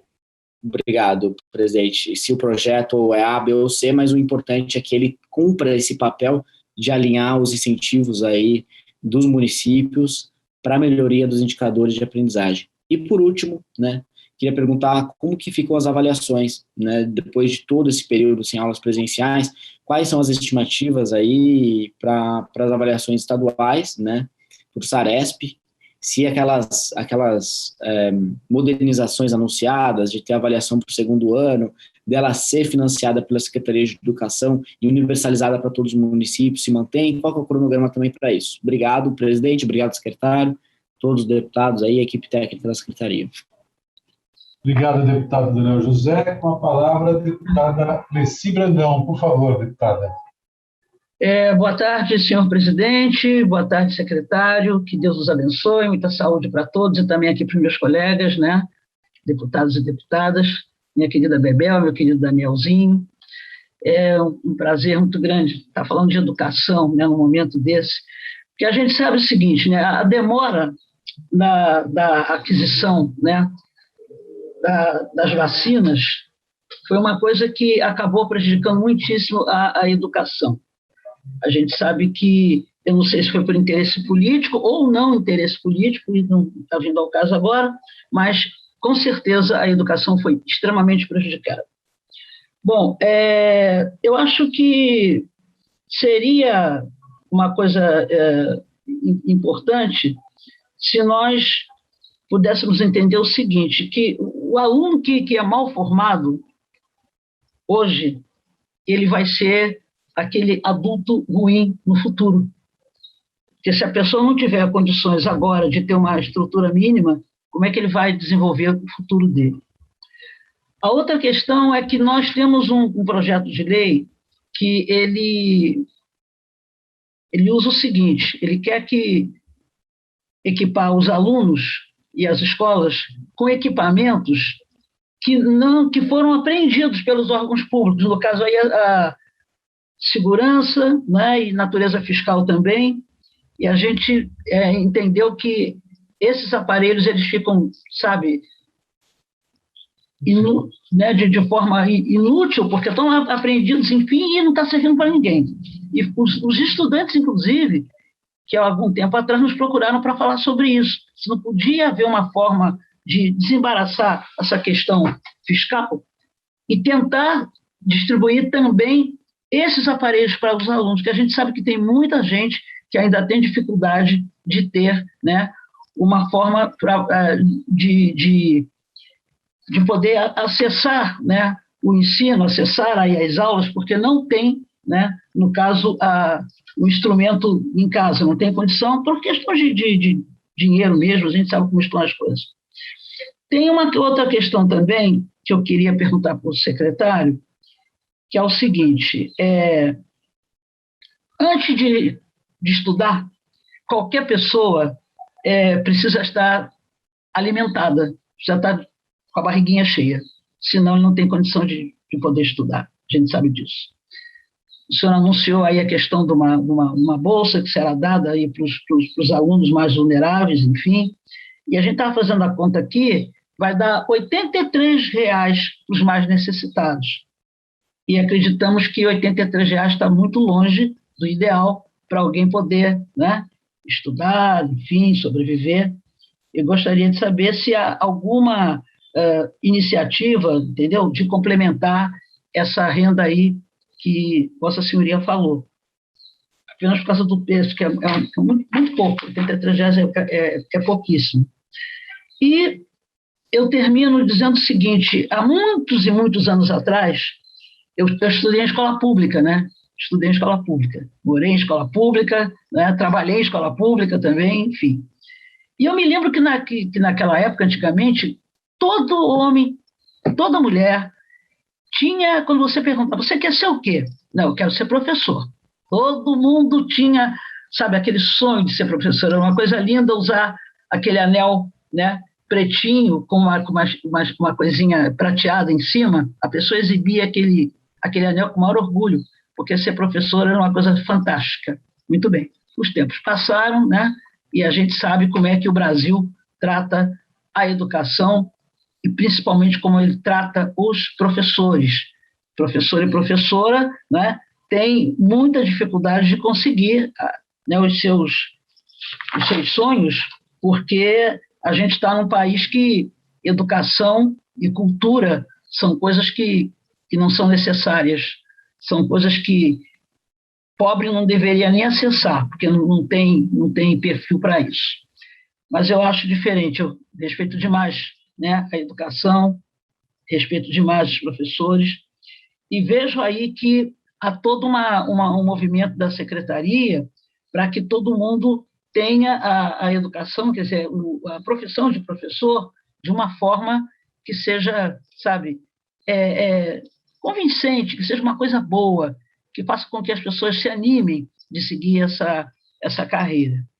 Mas eu acho que teria que mudar toda essa questão aí governamental mesmo, para que voltasse a haver aquele orgulho, aquela alegria, sabe, de qualquer brasileiro, qualquer brasileira seguir a profissão de professor, porque é ali que começa tudo. A gente sai da barra da saia da mãe e vai para a educação. A gente vai, né, encontrar essas pessoas que vão formar a nossa vida, que vão nos dar todo o caminho para que a gente possa subir na vida, para que a gente possa ter dignidade de vida. A educação é fundamental. E queria dizer para Vossa Senhoria também que eu tenho absoluta certeza, secretário, que o senhor tem a melhor intenção, batalha para que essa coisa da educação melhore, para que as pessoas possam não ter tanta infelicidade, porque na hora que vai para o percentual, né, o professor se sente muito desrespeitado. Eu observei isso aí quando foi apresentado 97%, né, dos professores não se sentem felizes, não se sentem, sabe, honrados, né, por causa dessa profissão. Apenas queria falar sobre isso, fiz as minhas perguntas, do meu jeitinho, da minha forma, e quero agradecer de Vossa Senhoria ter vindo aqui, né, para conversar comigo, Bebel, Daniel e agora o Tenente Nascimento. Muito obrigada, que Deus o abençoe, muita saúde para Vossa Senhoria. Obrigada. Muito obrigado, deputada Alessi Brandão. Se a senhora me permite, também gostaria de participar dessa conversa aqui com o secretário. Está inscrito o deputado Tenente Nascimento. Por favor, deputado.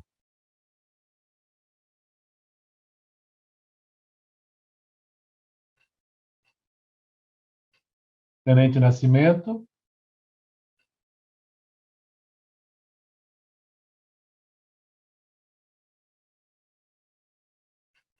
Bem, se me permitem, eu vou fazer as minhas considerações aqui e o Tenente Nascimento retornando, eu passo a ele a palavra. Pode ser?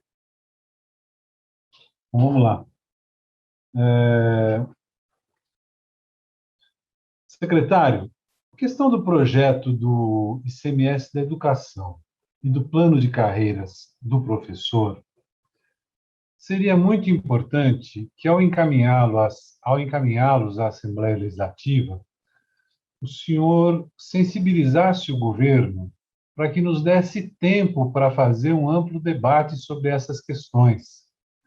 Serão projetos de suma importância, como o próprio secretário observou, e que a Casa teria todo o interesse em fazer um debate exaustivo, realizar audiências públicas, ouvir educadores, professores, professoras, diretores, diretoras, supervisores, supervisoras, alunos, cidadãs e cidadãos.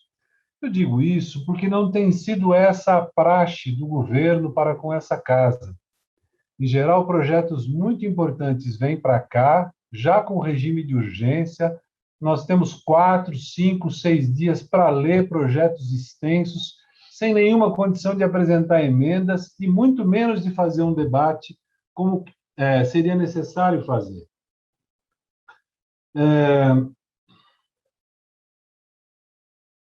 Com relação à carreira dos professores, eu acho que também é importante que a gente... Eu sei que isso não diz respeito à pasta do secretário, mas interfere diretamente, porque o secretário lida na educação pública com servidores e servidoras públicas.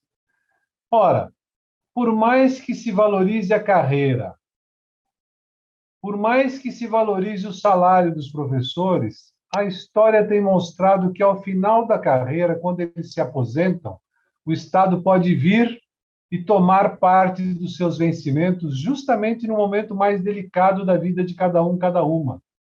Então, eu faço aqui um apelo ao secretário, que é um secretário de uma pasta, se não a mais importante, uma das mais importantes, um secretário que já mostrou sua capacidade de contribuir para com a sociedade, também para com o governo, que trabalhe junto ao governador e sua equipe para que termine com o confisco do salário dos aposentados servidores públicos e recupere um pouco a instituição IANSP, para que esses servidores possam perceber que, para além dos esforços que a Secretaria de Educação faça para valorizar a sua atividade, a sua carreira, quando eles se aposentarem, eles terão um porto seguro para gozar o restante, que esperamos seja longo, de suas vidas.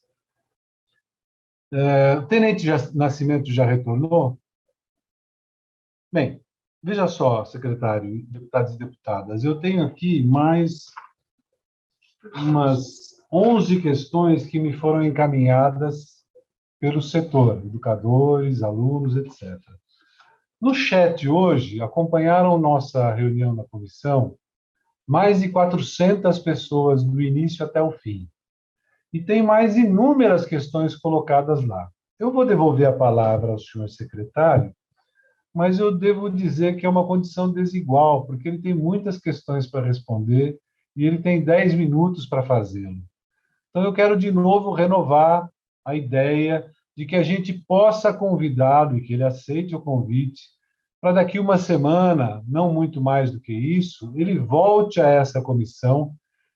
Nesse meio tempo, eu encaminho a ele as questões que foram lidas e apresentadas pelos senhores e senhoras deputadas, que nos foram trazidas pelo setor da educação, que foram apresentadas no chat, e aí sim, ele tenha mais 2 horas conosco para responder essas questões. Vou passar a palavra ao secretário, já que o Tenente Nascimento não está aqui, para que ele responda como for possível e também responda essa minha questão sobre a possibilidade dele voltar aqui para que nós tenhamos mais 2 horas de conversa e ele possa, então, dar mais profundidade às respostas. Por favor, secretário Rosselli, a palavra é sua. Obrigado, presidente Maurici. Eu só não sei lhe dizer agora a agenda, se é a semana que vem ou se na outra fica melhor, mas eu já fico à disposição de, sim, de retornar e continuar o debate, tá, presidente? Aí, se eu puder lhe pedir, o Patrick ajusta a agenda com o senhor, só para eu não me comprometer agora com a data da semana que vem, mas se não for na semana que vem, na outra, eu já me proponho, se puder realmente antecipar as perguntas, a gente já manda, inclusive, as respostas até antecipadamente para a própria comissão, caso deseje. Até porque eu mesmo não apresentei uma série de temas, né, aqui dentro dessa comissão. E, obviamente, vou tentar responder ao máximo possível aqui dentro do tempo agora, deputado. Obrigado pela compreensão de que é 4 contra 1 aqui, 5 contra 1, com várias perguntas de cada um. Mas é um prazer poder fazer debate. Tem algumas perguntas que são cruzadas aqui com os comentários. Eu vou tentar tentar responder ao máximo possível. Primeiro, assim, a Bebel falou sobre ser chamado para discutir. Bebel, a gente sempre teve essa boa relação e eu queria deixar isso registrado. Agora, não adianta você dizer que quer discutir e judicializar a ação. Quando você judicializa a determinada ação, eu vou responder judicialmente, não há mais o que discutir. A própria volta às aulas, não adianta, se ambos estão em posições tão radicais, né, eu sou radicalmente a favor da volta às aulas, você é radicalmente contra a volta às aulas nesse momento, né? Você já colocou aqui sua posição em relação à vacina, por exemplo, só voltar com vacinação. Isso não existe guarida na ciência no mundo, nenhum lugar desenvolvido, nem os países da África fizeram retorno, por exemplo, com uma condição destas. Então, não faz sentido. A escola não é o local de contaminação, não é isso. Então, mas o pior disso não é a nossa discordância. Eu considero normal. O problema é você sentar à mesa e, no mesmo dia, acionar na justiça. Então, acho, deputada, que se for para sentar à mesa, obviamente, daí, né, não tem que judicializar a ação. Quando você judicializa a ação, nós também, obviamente, vamos aí responder lá dentro da judicialização. Então, fico à disposição para discutir. Como a senhora mesmo destacou, deputada, nós tivemos mais de 30 reuniões da carreira. Então, não é que não virou nada, deputado. Acho que tem uma pandemia no meio, nós tivemos problemas de arrecadação no ano de 2020, uma lei hoje que proíbe. Então, a gente está tentando, sim, e brigando com todas as forças para encontrar a forma de fazer isso. Nós tivemos um embate jurídico, por exemplo, de como se podia ou não mandar a carreira, por exemplo, mesmo com a lei proibindo. Nosso entendimento é que eu posso mandar a lei, desde que seus efeitos sejam aplicados, por exemplo. Aliás, eu já misturo aqui um pouco lá com a pergunta do Daniel, neste caso, que ele fala, por exemplo, sobre justamente qual é a expectativa. Minha expectativa, Daniel, eu não consigo dar um cronograma exato, mas é apresentar o mais rápido possível para que esta casa tenha tempo, sim, de discussão. Já aproveitando ao deputado Maurici, também é minha visão, né, que a gente tenha uma discussão, sim, com tempo dentro da Casa Legislativa. Não me oponho, pelo contrário, acho que isso é fundamental. Tanto que a gente começou a apresentar a primeira proposta da carreira, deputado Maurici, a gente apresentou em novembro de um ano, para dar tempo. Quando a gente apresentou a primeira resposta, a gente teve uma reação de muitas contribuições que foram chegando para quando a gente encaminha para a Assembleia já ter uma maturação também. Assim como eu estou reaquecendo o debate ao apresentar nessa comissão aqui. Apresentei basicamente o que a gente está pensando, por exemplo, das estruturas. Bebel está dizendo que não foram feitas as reuniões pela minha gestão. Eu posso apresentar as atas com as minhas equipes das diversas reuniões que foram feitas, cara deputada Bebel. Então, não foi a sua. Tá certo, deputada Bebel. Eu também não lhe interrompi, peço que não me interrompa, né? Acho que é importante manter a ordem aqui, caro presidente.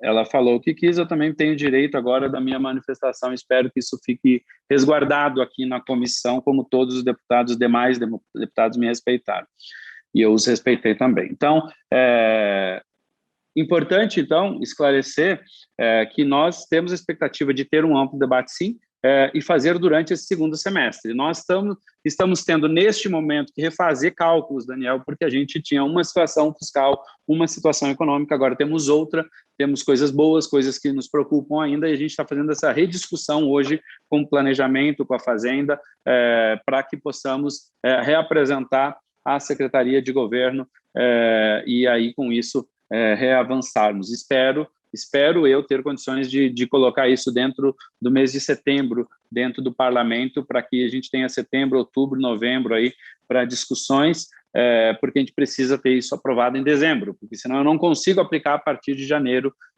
por exemplo. Então, neste caso, creio que a expectativa é apresentar, discutir, aprovar dentro desse exercício para que a gente possa aproveitar o início de 2022 para que ela já possa surtir os seus efeitos. Né? A deputada, voltando aqui agora na ordem, a deputada Bebel falou sobre adequações das escolas, né? Falou sobre questões de projetos que antigos foram feitos sem questão de arejamento, infraestrutura e tudo mais.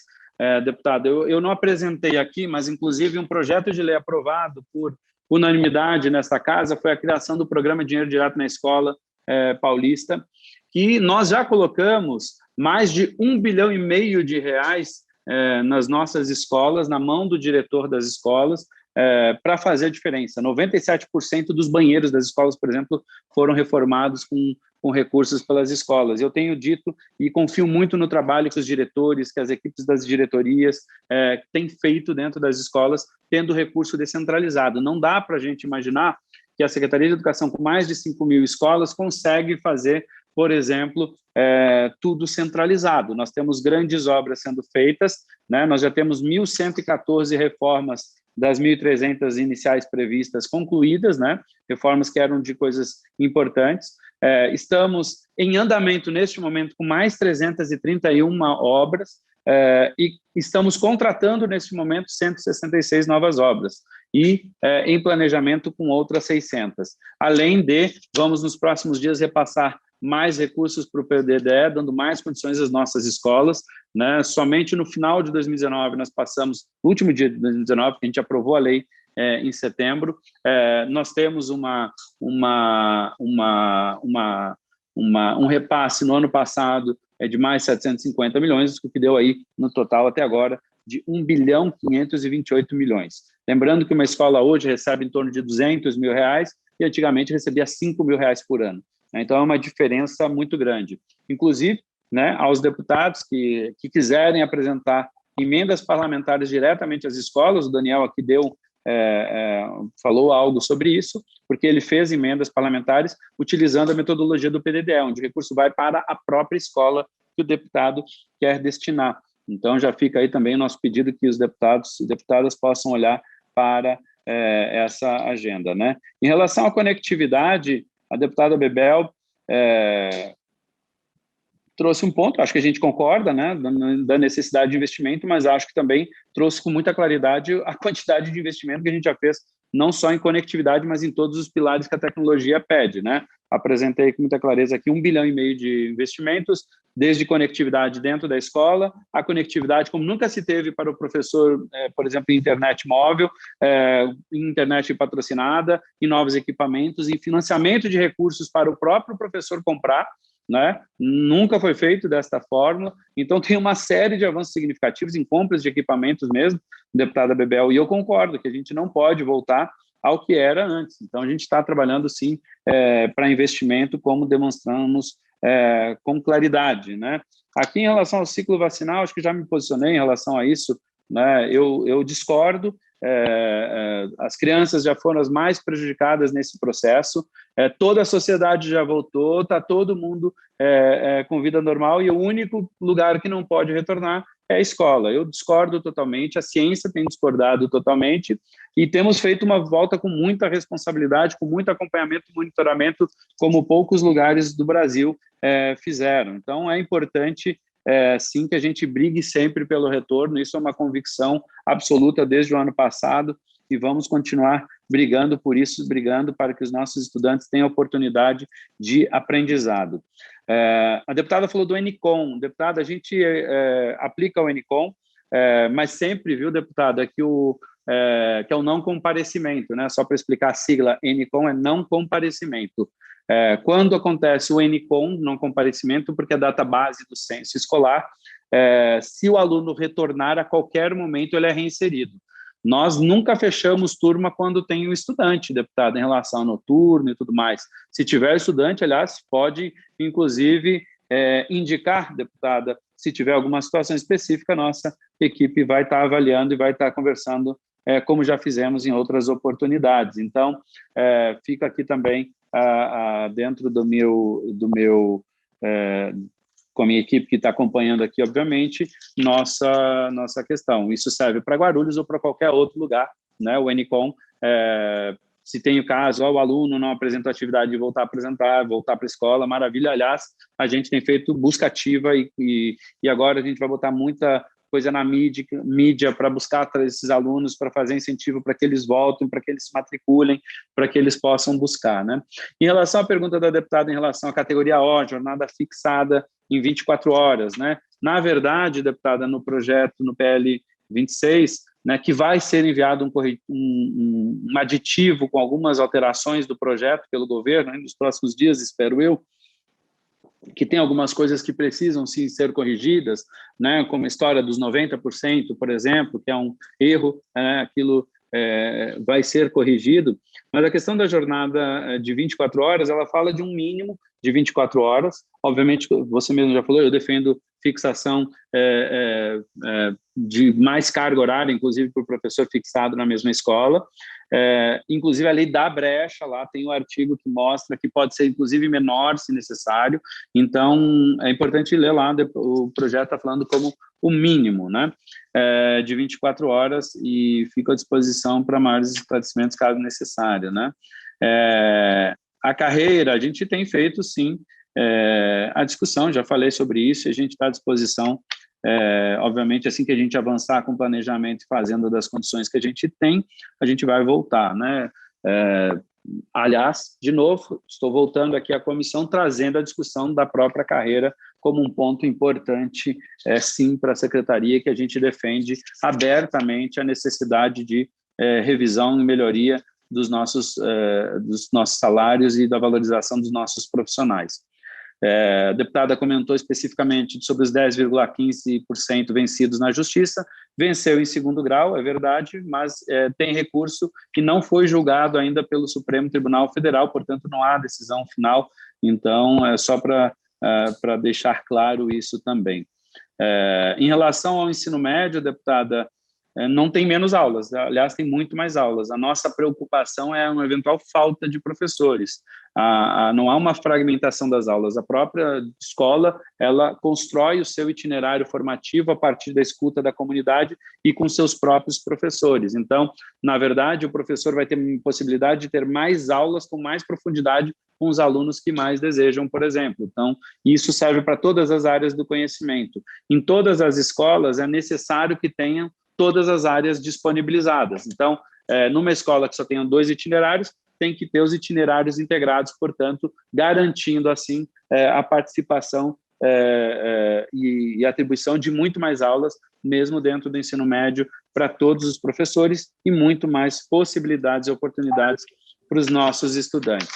Em relação às contribuições do deputado Daniel José, concordo plenamente, acho que trabalhar baseado em evidências científicas hoje foi muito importante, não só no processo de volta às aulas, mas na discussão da própria carreira, e a gente está sempre olhando para isso, buscando aprender, né? Em relação ao CMSP, realmente ele foi uma construção muito coletiva, né? Ao que foi no início, ao que temos hoje, avançamos muito, mas a gente também enxerga que é um processo de melhoria constante, Daniel, é impossível a gente chegar em algo que nos agrade 100%, no sentido de que a tecnologia vai avançando e vai tendo outras possibilidades, né? Então, apesar do pouco tempo que a gente construiu, a gente também enxerga um processo de melhoria contínuo nisso, que precisa ser feito e com escuta da rede. Muita coisa que a gente melhorou no CMSP foi a partir da crítica dos professores, porque a gente está lá toda semana, tanto eu quanto a minha equipe, diretamente com os professores, num processo de escutas semanais que a gente tem em diversas fontes hoje, com milhares e milhares de professores. né? A preocupação da aprendizagem que você destacou, Daniel, é fundamental, né? Acho que todas as ações precisam ser focadas na aprendizagem. Aqui eu não falei do PDDE na apresentação, mas ao colocar recurso na mão do diretor, a gente quer que o diretor tenha condições de resolver os problemas objetivos, sejam de infraestrutura, mas também do ponto de vista pedagógico, né, que são também possibilidades. Hoje a gente tem o PDDE novo ensino médio, ou seja, o dinheiro vai para escola, escolhendo os seus itinerários, aplicar lá junto com os professores da melhor forma. PDDE ciências, que a gente já anunciou, PDDE robótica, e outras possibilidades, por exemplo, assim como foi o próprio PDDE Centro de Mídias, que reequipou nossas escolas grandemente. Então, tudo isso é com foco, obviamente, na aprendizagem. E podemos falar que a carreira tem que ter foco na aprendizagem. A gente pode falar das escolas de tempo integral, que são, obviamente, um crescimento vertiginoso do Estado de São Paulo. Saímos de 364 para 1.858, que a gente aumentou mais 13 essa semana. E obrigado pelas emendas parlamentares, parabéns pelo trabalho. Eu vi algumas escolas que fizeram trabalhos incríveis, inclusive uma biblioteca numa escola nossa daqui da Centro-Oeste, que foi um trabalho muito bacana. Em relação, Daniel, à modernização da carreira, já falei um pouquinho das expectativas. Em relação aos planos do ICMS educacional, acompanhamos mesmo o projeto que você desenhou, gostamos bastante aqui na Secretaria de Educação. Obviamente, tem um processo de negociação que eu acho que a gente precisa intensificar com as prefeituras. Então, a gente está tentando marcar uma rodada junto com vocês, da Assembleia, provavelmente, acho que você, o deputado Maurici, como presidente da comissão, presidente da Assembleia, a gente fazer uma rodada de conversa com vocês, junto com associações representativas de prefeitos, porque também é importante a gente debater para a gente mandar esse projeto mais alinhado. É fundamental que a gente avance. Também concordo, já adiantando, Maurici, que esse projeto também vá com tempo, lembrando que ele está na pauta da própria Assembleia, aí, a partir da iniciativa do deputado Daniel José, já há bastante tempo. Então, a gente pode e deve enriquecer esse debate desde agora, para até que o projeto chegue mais alinhado, aí seja qual for a proposta, né? E realmente ele tem resultados incríveis lá no Ceará, que depois é algo que está sendo espelhado para o Brasil inteiro como uma iniciativa que nasceu de lá. Em relação às avaliações Saresp, modernizações e a continuidade dos municípios, Daniel, Saresp está confirmado. Nós vamos fazer, sim, bancar para os municípios, já neste ano a gente já deve fazer, e as modernizações serão feitas gradualmente. Então, por exemplo, teremos o Saresp no segundo ano, teremos o Saresp, certo? Teremos o Saresp de inglês, por exemplo, vamos ter várias novidades aí, a gente pode também estar falando com mais detalhes aí na próxima reunião. Aqui, concluindo, tem só da Alessi, só queria fazer comentários aqui, Alessi, porque a vacina eu já comentei, mas tem o projeto da Alessi sobre equipar as escolas com equipamentos aprendidos. Alessi, a gente super concorda, a gente gostou muito do seu projeto, a gente apoia o projeto, aliás, pedir para que seja pautada, está na Comissão de Constituição e Justiça, que é essa ideia dos equipamentos aprendidos serem aproveitados para a educação. Acho que foi um baita lance, os meninos aqui do Movimento Estudantil, todos falaram com a gente também, junto com você, tem todo o nosso apoio, inclusive fizemos manifestação por escrito a favor do projeto, e aí talvez sensibilizar a nossa Assembleia a pautar o projeto da Alessi seria muito bacana, acho que pode ajudar sim as nossas escolas, né? Em relação só ao valor que ela comentou do Bolsa do Povo, deputada Alessi, o conceito aqui é de incentivo aos alunos que mais precisam em 10 meses, né? Secretário, desculpe interrompê-lo, mas é o seguinte, a gente acaba de ser convocado para a 69ª sessão extraordinária. Os deputados devem comparecer. Perfeito. Também, é claro. Obrigado. Muito obrigado. Uma boa tarde.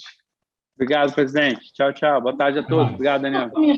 Você acompanhou o Giro das Comissões. Se você perdeu parte do programa e quer rever o que aconteceu no Parlamento Paulista, basta acessar o nosso canal no YouTube ou as nossas redes sociais.